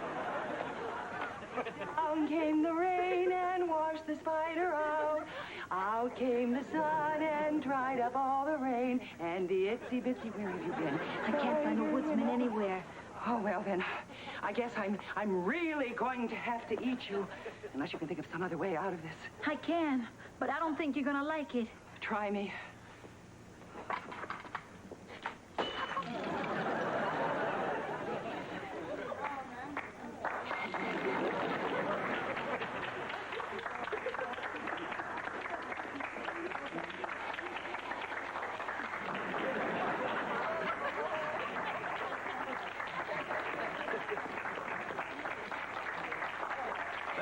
Thank you very much.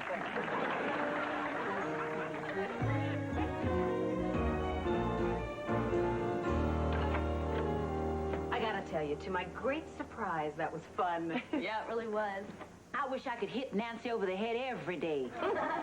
Say goodbye to the world of make-believe, girls. Even though you're dressed like Snow White, the fairy tale is over. I want you out on the floor in 2 minutes.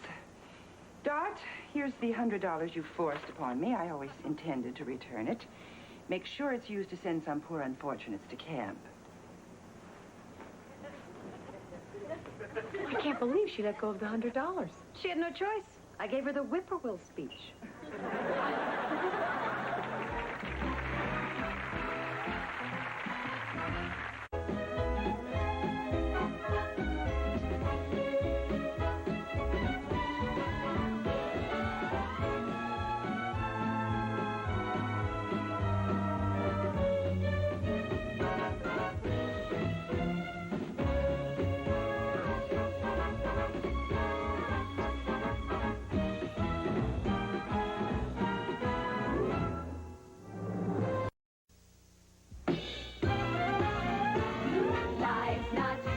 French Riviera. Believe me, life's not a charity ball. It isn't all a great big bed of roses. It's not like showbiz, but the main thing I suppose we're not the people like believe me, we know we're doing okay. And we may be less than wealthy, but again we're young and healthy.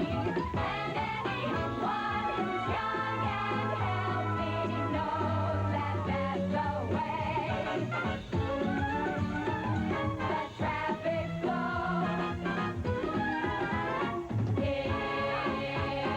It's not living.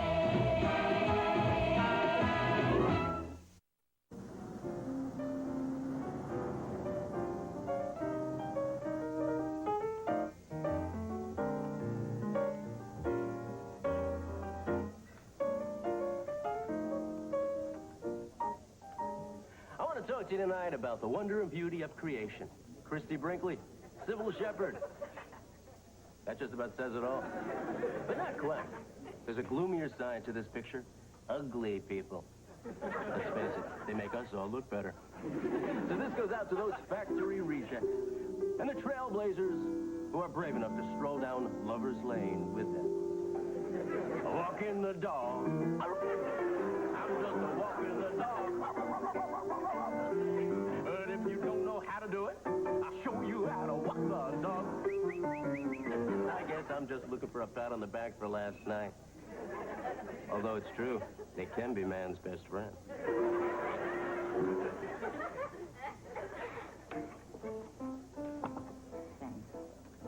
Okay, Ginger, I know you don't want me to keep harping on this, but if we're going to have a party at our house tomorrow night, we've got to come up with a theme. Amy, theme parties went out with smile buttons. Don't know how you can have a party without a theme. Simple, honey. You call up all your friends and you say, party. I think that's good enough, Ginger. Now, we've got to come up with something, and I don't want to wait. Well, neither does a party at table 6. Excuse me. Thank you. This means I'll get to do another episode. I don't believe this. It's great. Thanks, Claudio. Thanks for all your help. Wait,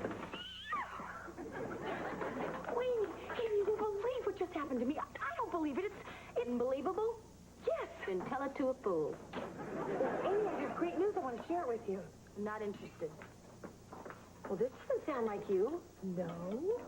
I suppose it wouldn't sound like me if I told you I had every right to be peeved at Ginger. Well, that's fine. I just want to tell you something. Be peeved at Ginger if you want to. That's fine, Doc, because I don't need you in the middle of an argument when I don't even know what it is about. Amy, what is it about?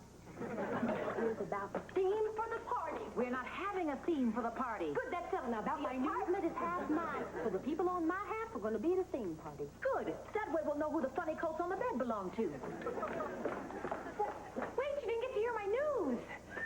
Oh, Howard, you won't believe what just happened to me. Can't be as good as what happened to me. Oh, yes, it can. No, it can't.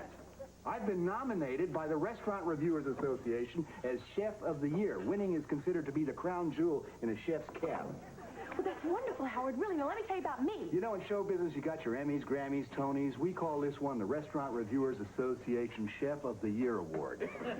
Put one of those babies on your shelf, you can pretty much write your own menu. That's great, Howard. Now let me tell you about me. Me. Boy, you actresses are all alike.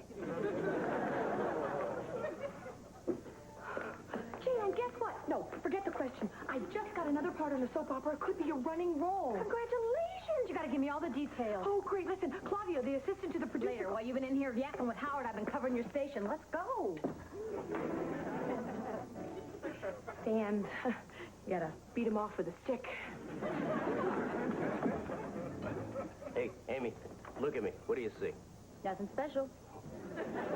I mean, nothing different. Oh, you were right the first time. Nothing special. That's me. Just a lounge singer in his 30s going nowhere fast. You sound bitter. Well, I am bitter. Everyone else around here's got something going for him. Howard's up for an award. Dot's got her soap opera. I'm not doing anything exciting. You're having a party. That won't be exciting. Prove it. How? Invite me. Ginger won't let me. Tell her I'll bring my own checks, Mick. Sonny, I'm sorry. Well, why don't you just tell her how miserable my life is?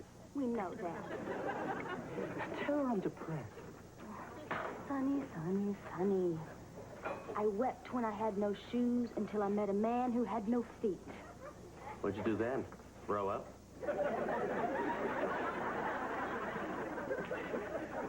So Claudio said he actually used his influence to talk the writers into putting me back into the show.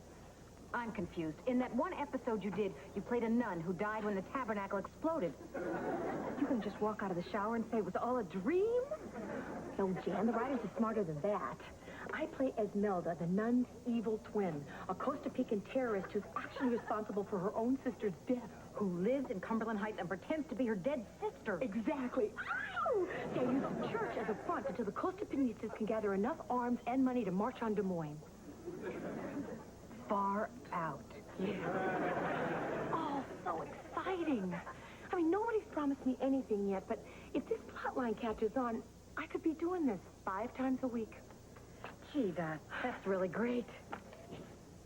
Bad reading. You want to try it again? This time sound happy? I am happy. I guess I just realized that if you do get that job, that you'll be leaving here, and I'm going to miss you. Oh, I'm going to miss you, too. Bad reading. You want to try that again and this time sound real sad? I'm going to miss you. There's just one thing I want to know. What's that? Roberta's cousin Ricardo's just pretending to be a deaf mute, right?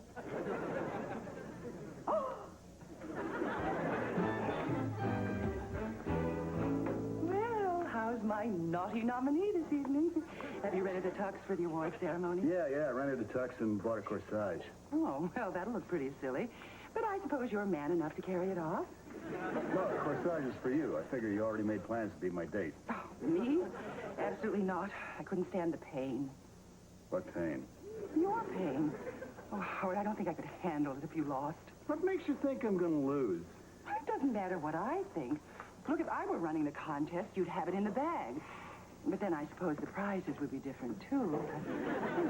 You don't have any faith in my ability to win, do you? As I said, it's out of my hands.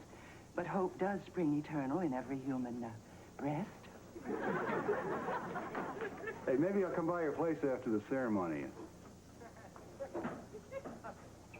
Maybe.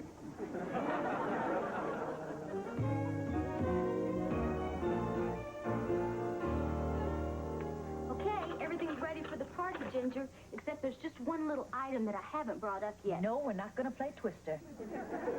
I'm going to invite Sonny. I'd rather play Twister.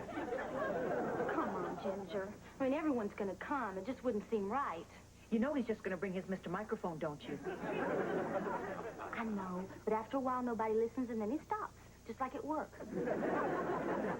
Did you guys see Dot today on All My Sorrows? Girl, wasn't she hot? I mean, she was really hot. And the way she got it on with that Costa Panistas guy, Roberto. Baby, she was fabulous. Fabulous? Personally, I was a bit put off. I mean, imagine a nun necking with a terrorist. She's not a nun, Amy. I'm not stupid, Jan. I know Doc's not a nun. I mean, Dot's character is not a nun. She's a nun's evil twin, but nobody in Cumberland Heights knows that. I didn't know that. See, I missed the first half of the show. Well, see, that's how the soaps are, Amy. You miss the first couple of minutes, and you got to watch for months to find out who's zooming who. I stunk. It was terrible. Nobody said a word to me afterwards. I've never faced such humiliation in my life. My dream is dead. Gone. Puff up in smoke. Bravo, that was fabulous, Dot. Is that what you say in your next episode? Oh, that's what I'm saying now, Amy. Oh, that's real life talk. Yes. It's confusing just knowing somebody in a soap opera.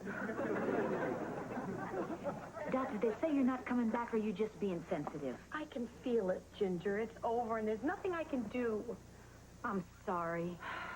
I guess Esmelda wasn't a likable character. I'd have to agree with that. Shut up, Amy. Oh, who cares about being in some dumb old soap opera? It's not like it's really acting. Hello? Yes, Claudio. Just a minute. I'll see if she's here. You want to talk to him? Yes, Claudio? Uh-huh. Thanks. I'm back. They're sending the script over tonight. I work again tomorrow.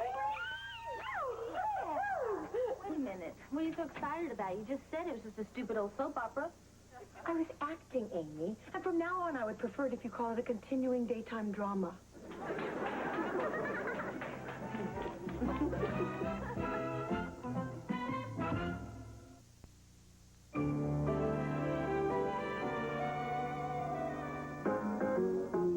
Mr. Watch 'em calling, what you doing tonight? Hope you're in the mood because I'm feeling alright. How's about a table in the corner for two? Where the music's mellow with some gay rendezvous.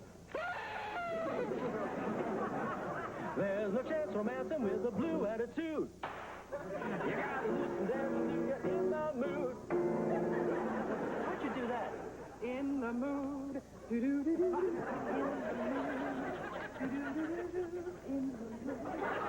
I really didn't expect to win this award, so I don't have a speech prepared. I guess I feel like the short order cook who didn't float enough burgers for the lunch rush. Gotta wait for the laugh there. That should be a biggie. As we sit on life's plate, we all look for moments that are well garnished. Talking to yourself, Howard? Actually, I was rehearsing my acceptance speech for the awards ceremony. Want to hear part of it? I'd rather not. It's all so damn sad. What is? Your little face, flushed with the anticipation of victory, never for a moment considering the possibility that you might experience the agony of defeat. Are you related to Tokyo Rose? All right, fine. Rather than have you attack me for being sensitive to the downside, I'll put my head up into the clouds with yours. Congratulations, Howard Miller, on winning the Chef of the Year award. Well, thank you, Nancy. I really didn't expect to win this award, so I don't have a speech prepared. I guess I feel like... Shut up, you poor dumb puppy. Hey, you missed my joke. She missed my... I had a joke coming.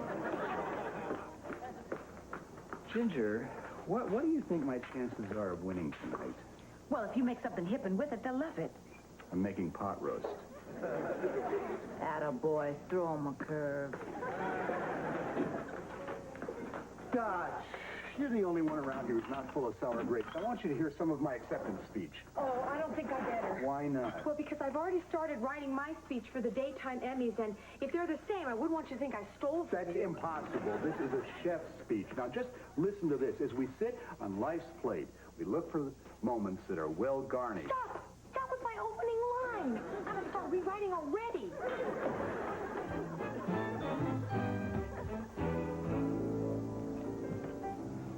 Sonny, Ginger gave in. She said you could come to the party. Well, I knew she'd come around. I mean, what's a party without Sonny Man? Fun. Yo, Ginger, smart move. I'll see you at the punch bowl. Sonny, I'm letting you come to this party, but there's some do's and don'ts. Don't talk to anybody, don't make a fool out of yourself, and don't stay long. What are the do's? Do everything on the don't list.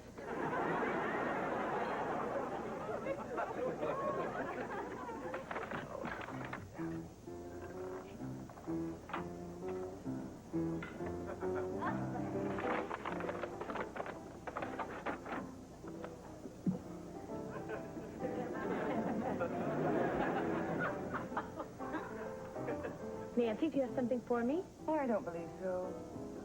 Come on, I just saw you sign for that envelope. Oh, yes, your script. I'd almost forgotten. Well, aren't you going to give it to me? Later, you have work to do. Well, I won't be able to keep my mind on my work. Let's see if we can notice any difference, shall we?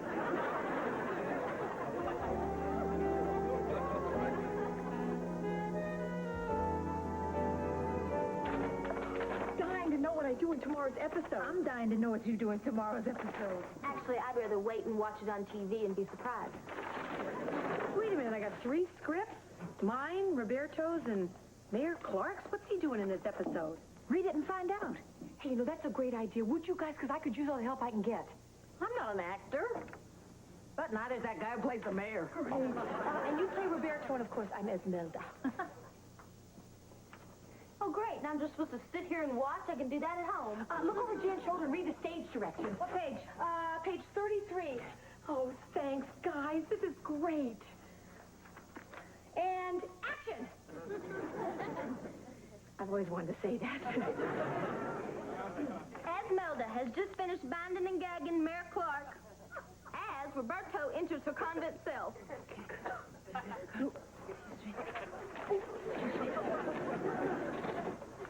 Ready? Uh-huh. Yeah.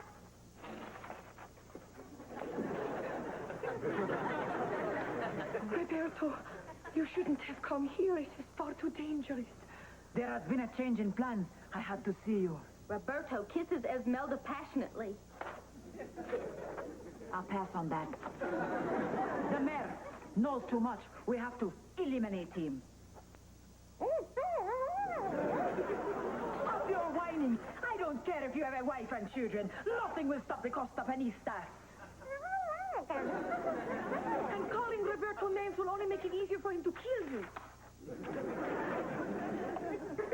That is where you are wrong, Esmeralda. It is you who must do the killing. Roberto takes out a gun and hands it to her.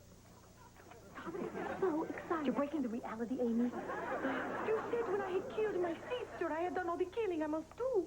I lied. Call me fickle. I cannot do this. He is so defenseless. Coward. Then I will do it myself. Roberto takes the gun and points it at Mayor Clark. Say your prayers, you running imperialist dog. No, art in heaven, not to ease in heaven. Roberto cocks the gun.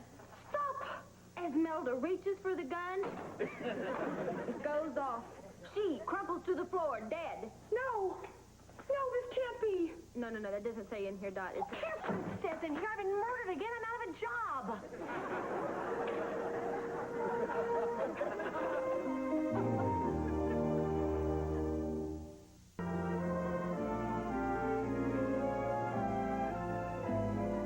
Enjoy your last meal. Your dinner. I hate this. How many people lose the same job twice? Oh, Doc. I've lost jobs. Though I can't really say I know what it's like to be shot by a coworker. Very pleasant. I had this tremendous urge to say, you miss. Can you do that? Nah, I just would have shot me again on the second take. There'll be other jobs. Actually, I might be able to go back to all my sorrows. Claudio said he would use his influence if I would go out with him. You didn't say yes, did you? Are you kidding? I was very firm. I said, I'll get back to you. You did. I did. If I say yes to Claudio, I'll be saying yes to a job. Don't do it. Acting's an old enough profession as it is. No, I know. It's a really tough decision. This song is for those of you who missed President Reagan's last press conference. It's pretty much what he had to say. But something goes wrong. I'm the first to admit it. The first to admit it. And the last one to know. When something goes right, oh, it's likely to lose me. It's apt to confuse me. It's such an unusual sight. Oh, I can't get used to something so right. No, something so right. No questions.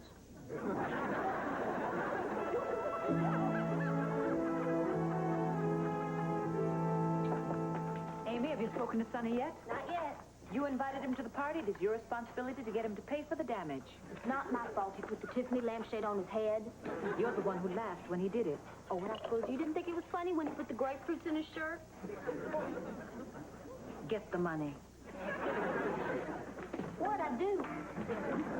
Did you win last night, Howard? Well, you gotta be philosophical about these things. Say no more. I guess we both know what it's like to lose. I spoke to Claudio, and you are not looking at a shameless actress. You're looking at a work actor. Great. I mean, don't worry, you'll feel better in the morning. That's what Claudio said. Maybe if I just go out with him. You made the right decision, and it'll be easier to live with yourself. I suppose. But if I made the wrong decision, I could live with myself in a big house.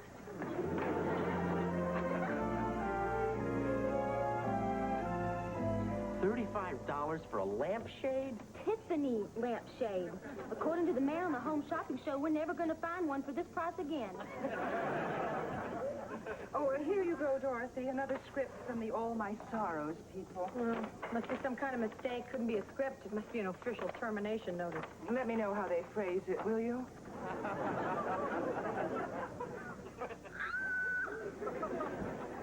What? I'm back in the show. I thought you were dead. Well, I am, but I'm not playing me. I'm playing as Melda's sickly triplet, Juanita, who's had amnesia and a leper colony off the coast of French Guiana. Talk about a slice of life. Wait a minute. You didn't call that guy Claudio back, did you? Absolutely not. I thought about it, but I didn't.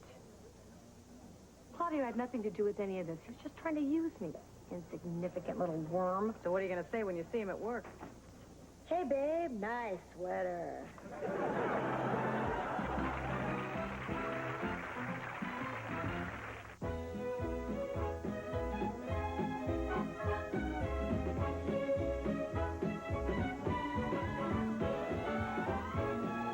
Stay tuned for Carol Burnett, right here on Super 18, Wisconsin's Superstation.